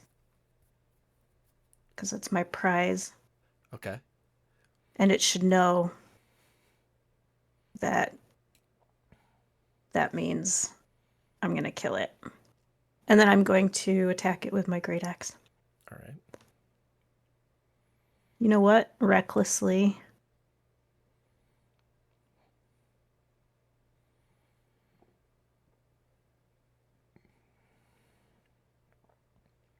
Woo! That'll hit.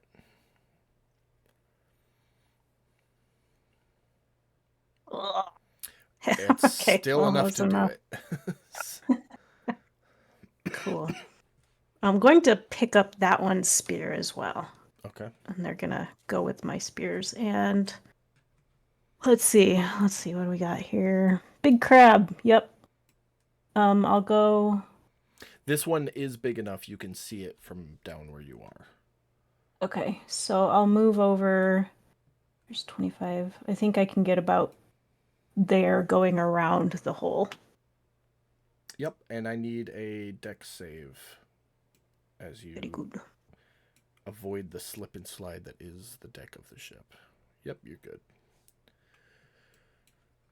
All right, anything else for you?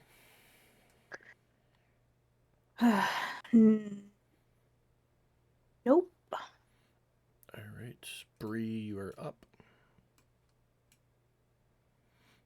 All right, now let's try this little fella.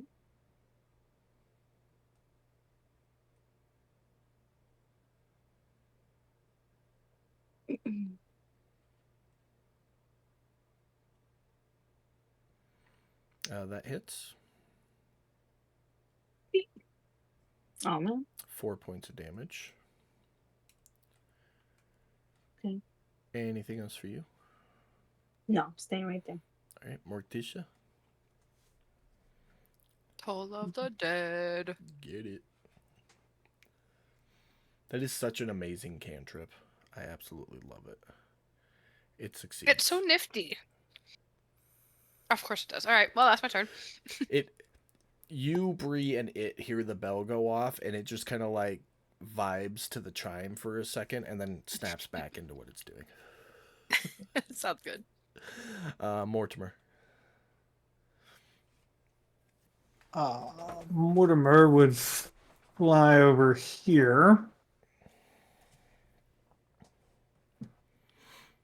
Okay. And he would yell, "Hungad!" and attack the merfolk one. With a crit.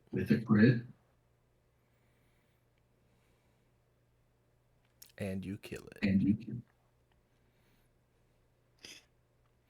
I think the Bard and the Barbarian are tied for most kills this session. I'm just saying.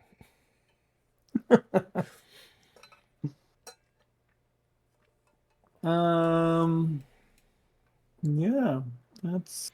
I forgot how much movement I did. To be honest, About 20. So that would be 30 there. 35 with the uppies. 35. Okay.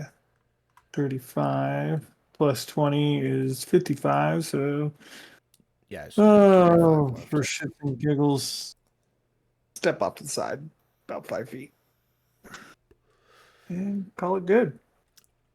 All right. Yeah, call it good. Yeah.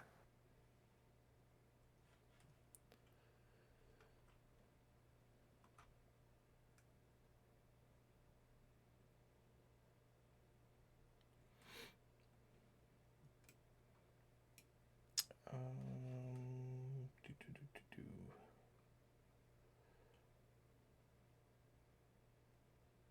Yeah, that's it for him. Max, you're up. Okay. So that one is dead. It's a big fucking crab. Pam, if you're not paying attention, Morticia is calling things out to Mortimer in the chat, and you're close enough to hear it. And they're kind of awesome. Yeah. I'm not saying it out loud though. Okay. I'm just making sure you see it because you can hear it. So go ahead, Jeremy. I'm just trying to keep gameplay going. Feel free to stop for RP moments like that. Like, as long as it's not a conversation in combat, obviously, because you've only got a quick second. But definitely, Single little quips. if you're comfortable with it, definitely feel free to call stuff like that out. Like Sure. what the fuck? Can I say that out loud?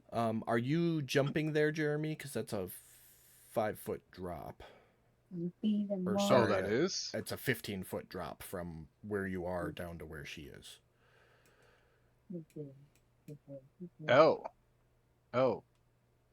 Yeah, I got the heights messed up. That's my bad. Yeah, the deck of the ship is 0. The rock is plus 15, and the water is minus 10.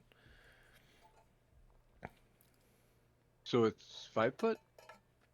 It's a 15-foot drop. You won't take any damage. I just need to know if you're jumping to have you roll a dex save or not. To see if you... Well, you can't land prone, so it doesn't matter, so... Okay. Yeah. Just... Yep. So yeah, you jump and land, that's 10 feet of movement.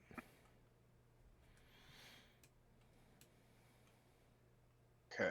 I'm going to use my last spell slot. Because let's see, Cure Wounds, Shield of Faith, Shield of Faith. Okay. There you go.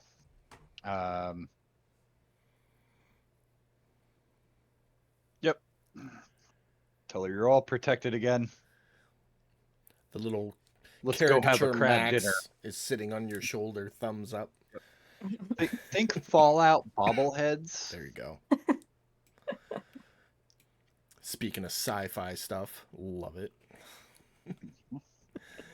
All right. Anything else for you, Max? Nope. That's it. All right. That's going to put us on the next round, which means Barrick is ready to shoot, and he misses the giant crab.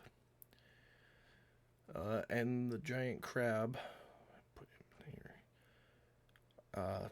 Seeing the only thing he can is gonna scuttle over to good old Mortimer. Gonna try and give you some crab. That one misses, and he's gonna go with his second one. That one's gonna crit. Doing 48 damage, knocking you unconscious, and your body is grappled. I'm sorry. How much damage? It was a crit. It did 48 plus 1. 4 Oh, d8 plus 1 for Uh, 28 damage.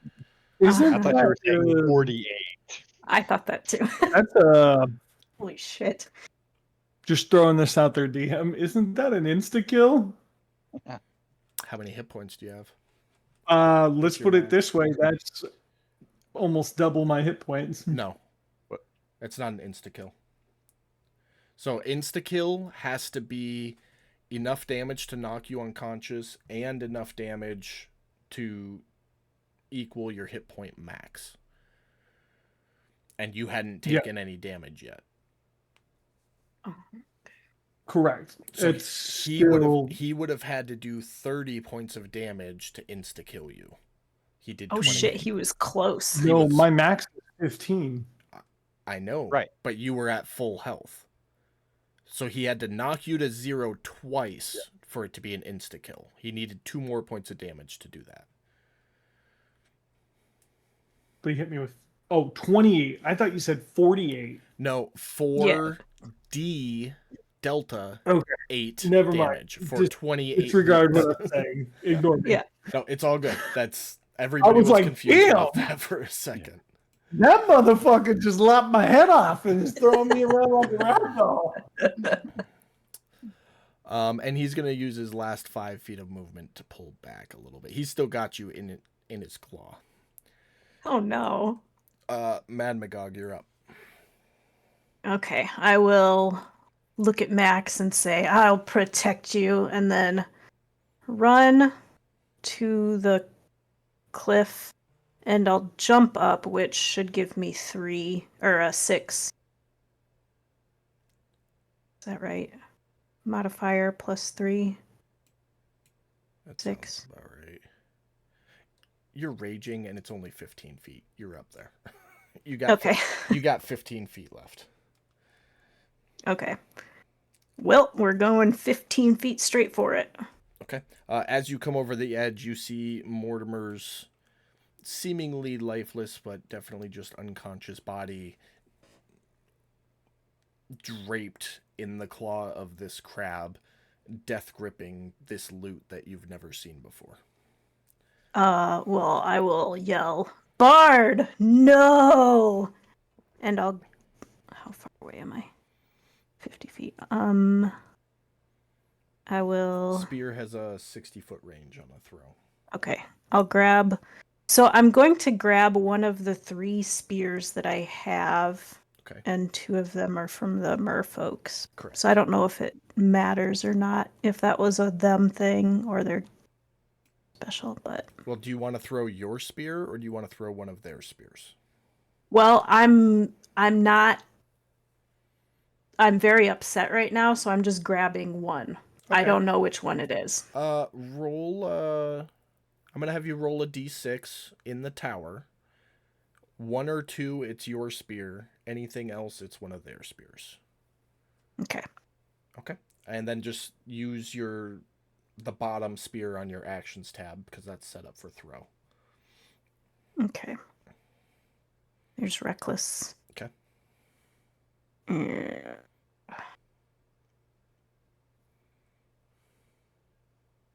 And a crit. Nice. All right. Wait, is reckless only for melee? Oh, that's a good question. No, it's just think so, it's 'cause just an attack roll. It doesn't Yeah. specify. Okay. Go ahead and roll that sweet damage though. and drag the damage into the chat box. Hold down left shift when you drop it. Damage into the chat box. Yeah, for your savage. See if you can get more than 12 on him. Nope, you rolled 11. So, 12 points of damage. You did throw one of the ocean spears, and it flies and lodges like right where the arm meets the body of the crab. And you like hold your hand out and wait a second to try and get it to come back to you, and it doesn't come back. Okay. Anything else for your turn?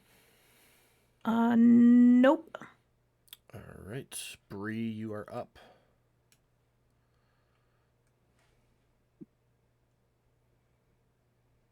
Venus Gooch. Sorry, hold on. She can follow me. Okay. Mm-mm-mm. Can I see it from here without having Mort in the way? Oh yeah, If definitely. I try aim? Okay. Definitely.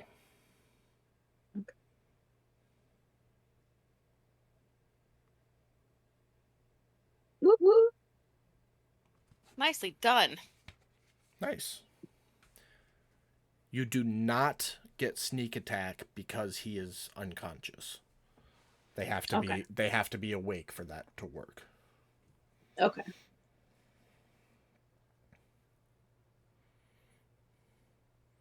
Nice. 16 points. All right. Yeah. Anything else for you? I'm gonna move. Can I jump? Give me a second. You can't make that jump. Hi. Okay. You could... How much movement do you have? 30, 10, 15, 20... Make an athletics check for me.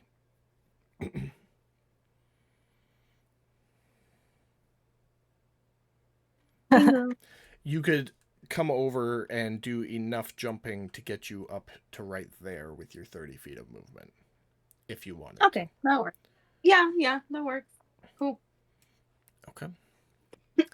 Morticia. Upon seeing Mortimer unconscious, she would say, "Injuring my Mortimer, how deliciously suicidal of you." I like it. Oh my god. And then she's gonna cast Witch Bolt, a second Okay. spell slot, and hope to God it hits, Send because it. that was a really cool line. Listen, I'm just gonna say, if you guys have been talking like this for the however many weeks that this crew's been together, We know. everybody knows. We know. We know some shenanigans is happening behind the doors. Yeah. It hits. And it's the 1d12 or 2d12? So 2d12. it's the 2d12 right now. Then on each of your subsequent turns, you can do 1d12 as a bonus action. Mhm. Oh, we really need to read the spells, Becca. Because I- even if the first attack misses, you create the link and can do the 1d12 on subsequent turns. Right, but Mhm. this is the first time I'm using it. I don't think it hit the last time. It didn't. And I don't think I could use it. It didn't, but it created the... See, if you read the spell... Oh, that's a duplicate. If you read the second paragraph, on each of your subsequent turns, you can take a bonus action to deal 1d12 lightning damage to the target automatically, even if the first attack missed.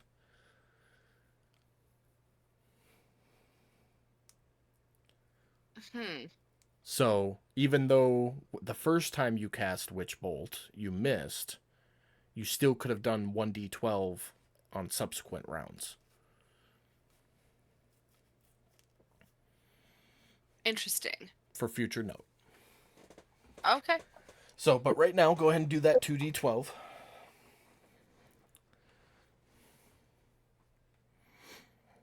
$13 points. All right. And anything else for you? No, I think that should do it. All right. Mortimer in the tower, if you will. Root for you, buddy. All right. Avalon.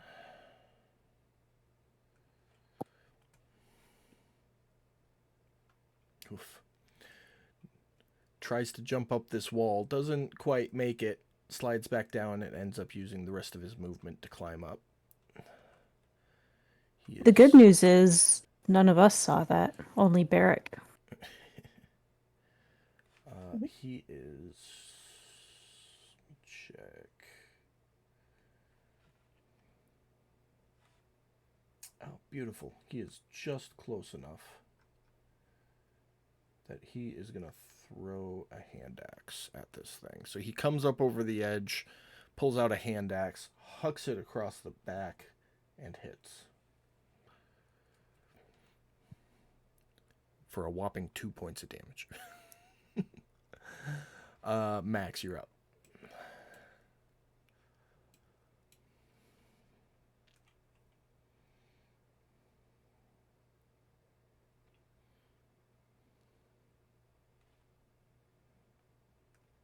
So you can just climb up using your last 15 feet, or you can make an athletics check to try and jump up and have 10 feet of movement left.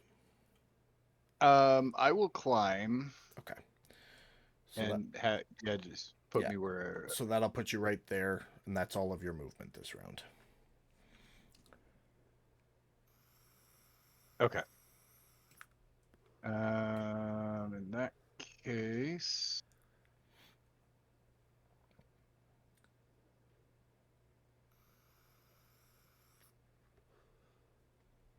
give me 1 second.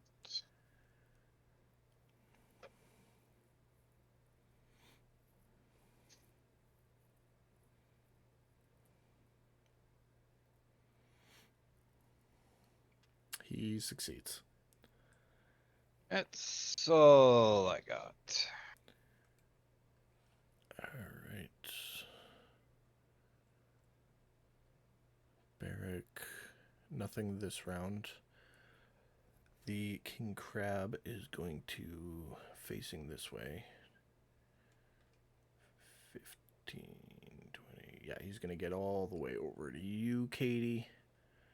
Still has Mortimer in his grip. And he's going to attack you, which hits. And you are grappled. So we're going to put you up there next to Mortimer. So he's just now got a humanoid in each claw. Well, then that means he can't grab anybody else. Technically. But that ends his turn. Mad Magog, you're up. Well, I will attack his claw. Okay. Now, question, are you doing like a targeted attack to try and break the grip? Or are you just attacking that because that's what's right there to try and do damage? Great question.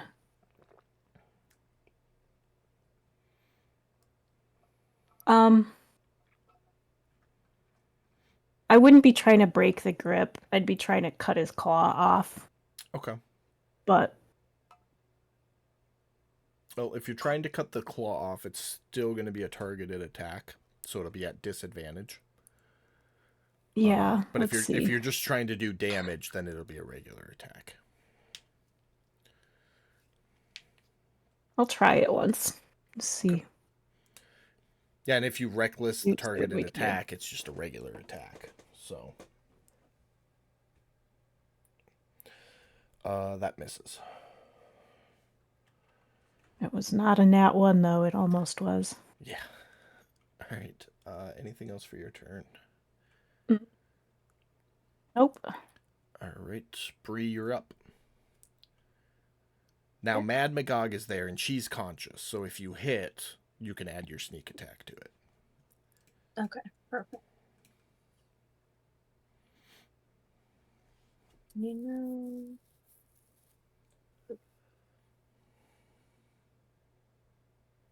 That misses. Oh. That's unfortunate. Yeah, it dings right off the shell of the crab, and you can tell by the sound it makes. This one's a little bit tougher than the other ones were. I'm gonna move them just a little bit Okay. right here. Anything else for your turn? No. All right, Morticia. I'm gonna hit it with Toll of the Dead, Okay. and then follow up with that 1d12 of lightning damage. Perfect.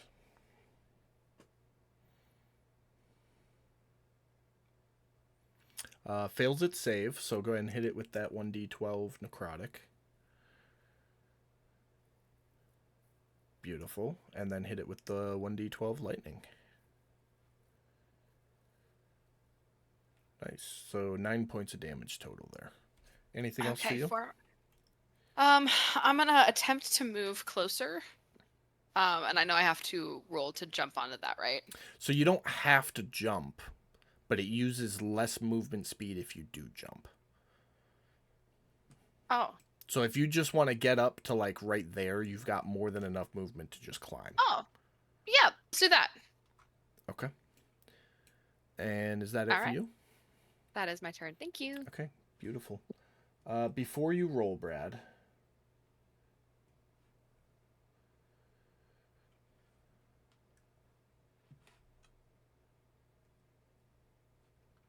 All right. Avalyn runs over, steps on the back of the crab, jumps up, and just gives you a little boop.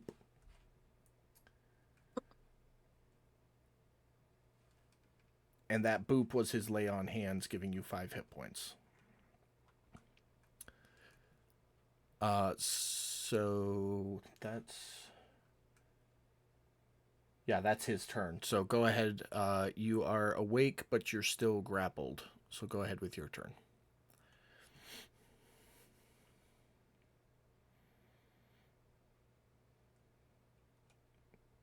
You definitely know you got booped too, and I can't hear you if you're talking. There you Yeah, sorry. I looked over and realized I was like, "Oh, my mic is not on." How Yeah, wonderful. no, you open your eyes and see Avalyn with his finger touching your nose, and you can feel whatever healing energy he provides flowing into your nose. I mean, at this point, I think the best thing I can do is try to. Oh, I'm grappled, right? You are grappled, and you're not flying anymore, so you lost that.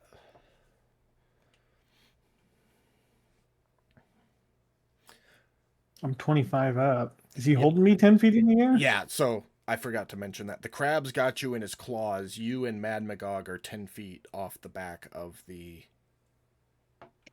island. And actually, I'm going to reset the top of the island to 0 now. That That makes way. sense.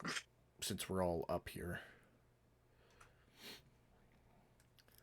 So it's got the two of you up in the air in its claws. Okay. So if I'm doing my math right, he's 15 feet up. We're 10 no. feet up, so we're total 25. Oh no. He's okay. So we're 10. Got it. He's standing. You guys are 10 feet off the deck, or off the island. Right now. Got it. You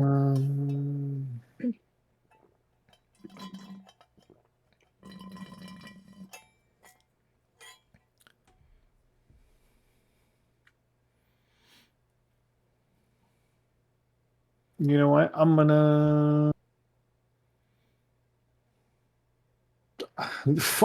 try this and see if it works. I have no idea what he would say other than this is not the bard you were looking for. Okay. And I'm going to cast dissonant whispers. You damn whippersnappers.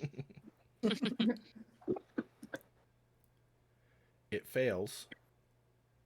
So it takes the 3d6 damage.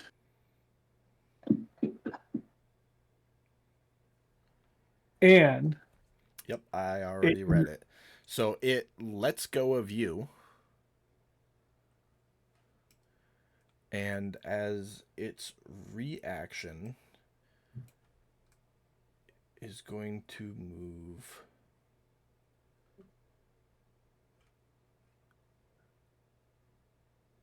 how far can it go? 30. So it's going to go right up to the edge, taking Mad Magog with.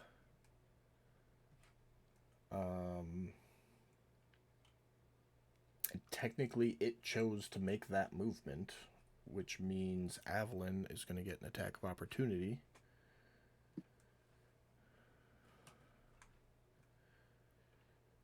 Which hits.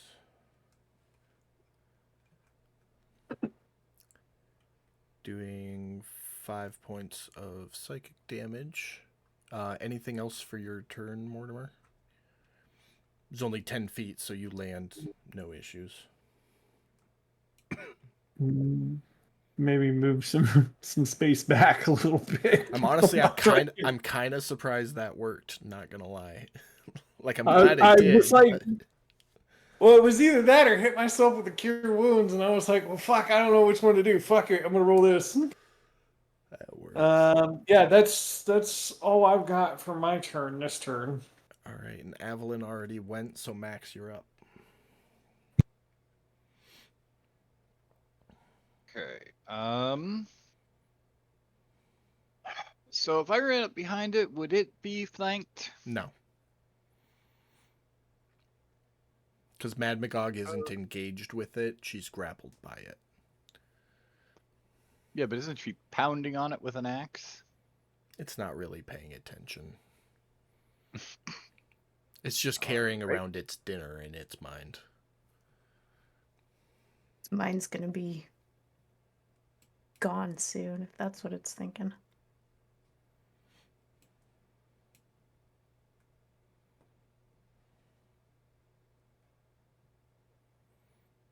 Okay. Succeeds. Fuck it. Excuse me. All right. Yep, that's it for me. All right. It's going to bring us around. Barrick gets a shot this round. And he hits. Which will be 10 points of damage to the crab. It is still up. It has a giant ballista bolt sticking out of its back now. And it is the crab's turn.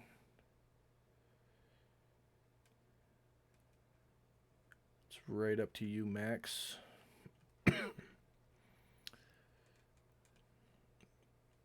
Makes an attack. Misses. That's its turn. Mad Magog, you're up. Oh, better miss.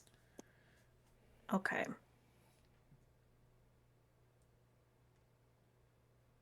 You see, my child, how I protect me so well.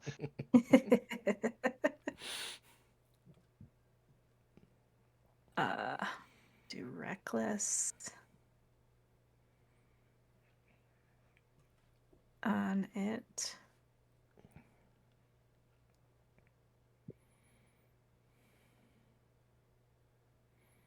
Misses.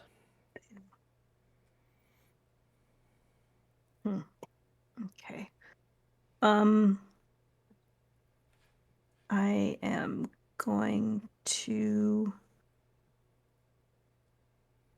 do a bonus adrenaline rush just in case. Okay. I mean, it's a dash, but I'm obviously not going anywhere. Yeah. You just pump your legs. I wiggle more. Hype yourself up a little bit.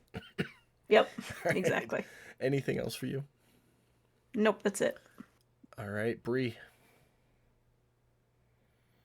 Okay, let's go.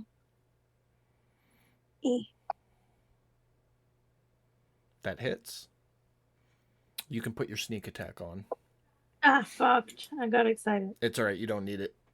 That is It's enough. okay. You launch the arrow. You see the little soft spot right between its eyes above its mandibles. You launch an arrow directly into that spot.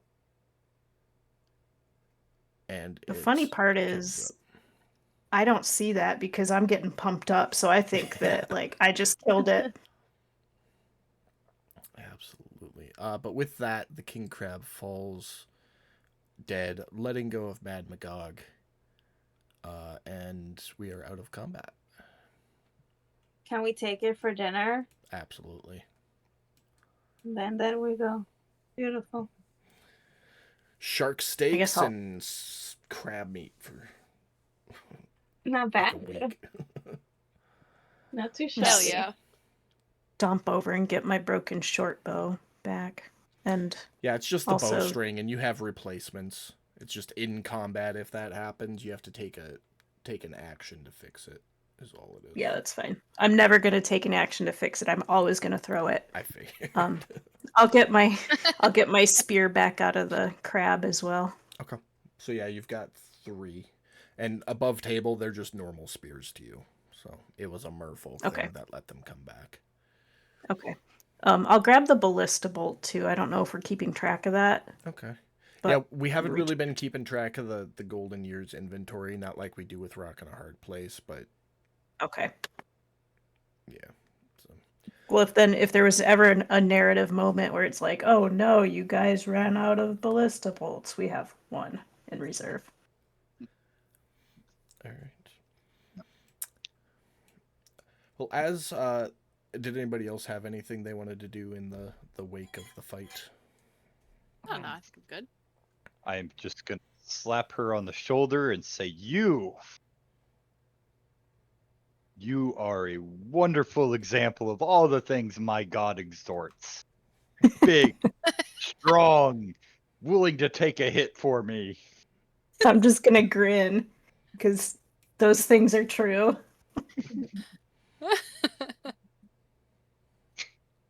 I love this dynamic.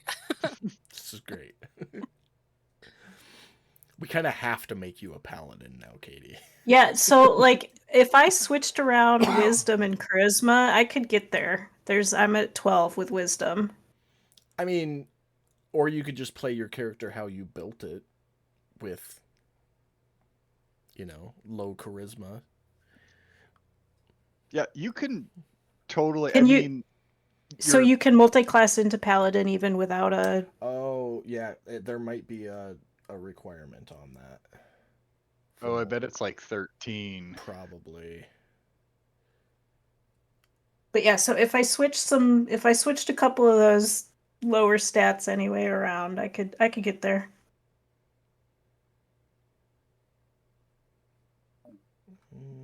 If you let me do that as part of my religious awakening.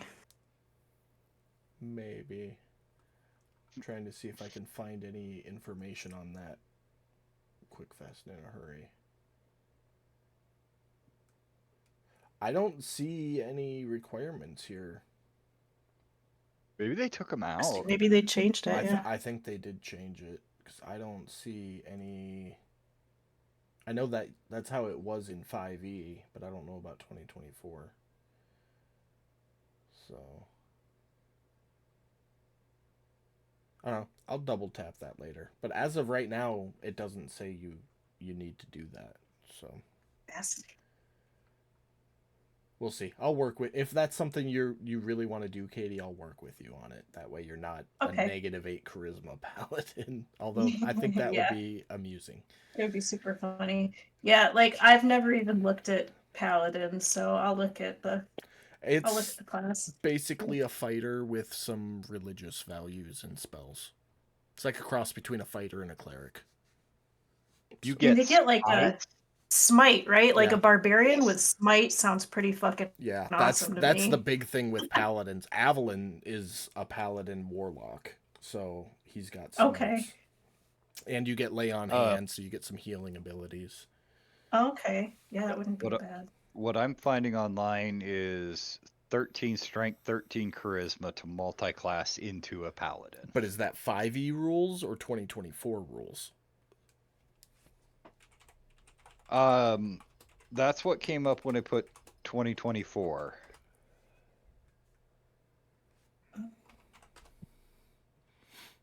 There might be an additional table, like at the end of the book. This one in the book itself, it says as a multi-class character. It doesn't say right there. But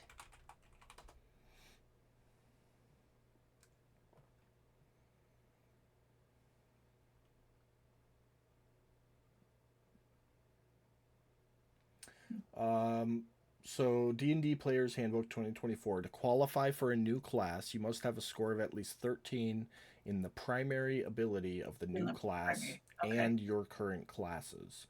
For example, a barbarian who decides to multi-class into druid must have strength and wisdom scores of 13 or higher, since strength is the primary for barbarians and wisdom is the primary for druids. So then the primary for paladins is strength and charisma. And so charisma. you would need a 13 in charisma to be able to do that. Okay. So I'll work on you with that, Katie. Okay. It would make me a little more intimidating. That maybe that's where all the charisma goes. Yeah, absolutely. Well, anyways, now that we got that sorted with 16 minutes left, as the battle comes to an end, you look at the battlefield, seeing the corpses of the crabs and the couple of merfolk, and you also note that from the rocking of the king crab climbing aboard, the ship pieces have broken loose. Oh, excellent. And the head and arms of the turtle, I'm just going to put his token here so you guys can see him come out. Oh. I knew it. He's a big Knew it was a turtle.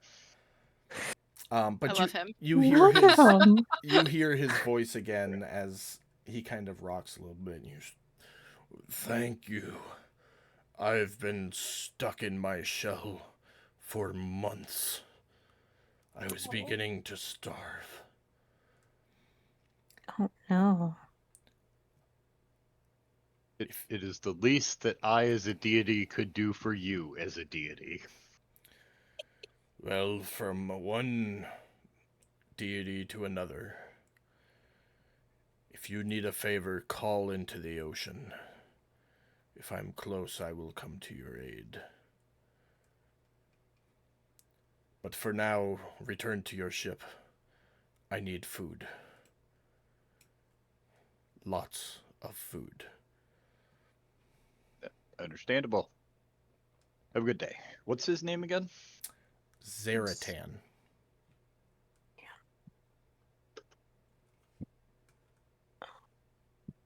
Okay, just making that note.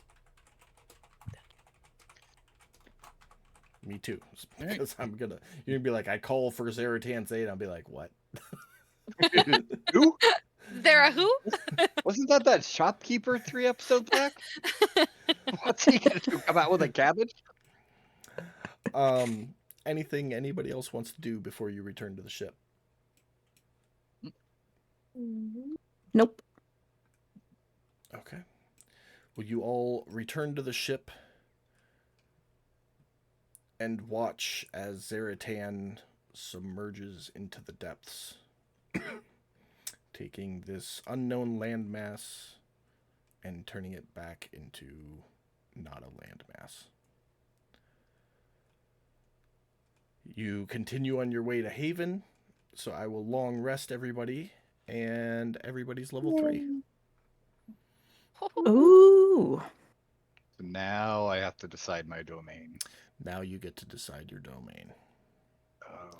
Yep, this is the point where everybody gets to pick their subclasses and all that fun stuff. So, Pam, don't worry about yours. We'll do it once I get everybody else sorted. Katie, do you want to think about the paladin thing, or you just want to dive right into it? You know what? Fuck it. Let's dive right into it. Yes. Yeah, Okay. I love that for you. Do it. So what I'm gonna do It was too good. is I'm gonna swap your charisma and your wisdom, Okay. and I will give you the 1 extra point in charisma Well, thank you. so that you can do that.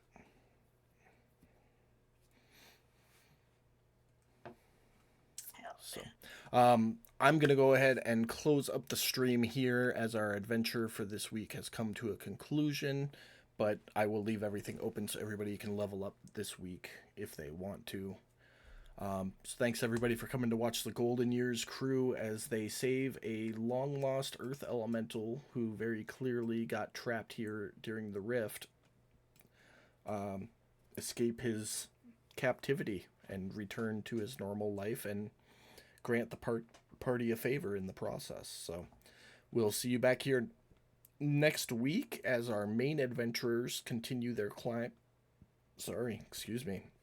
Continue their climb to the mountaintop, seeking out Poseidon's children on Odysseus' behest. So good night, goodbye, and we'll see you next time.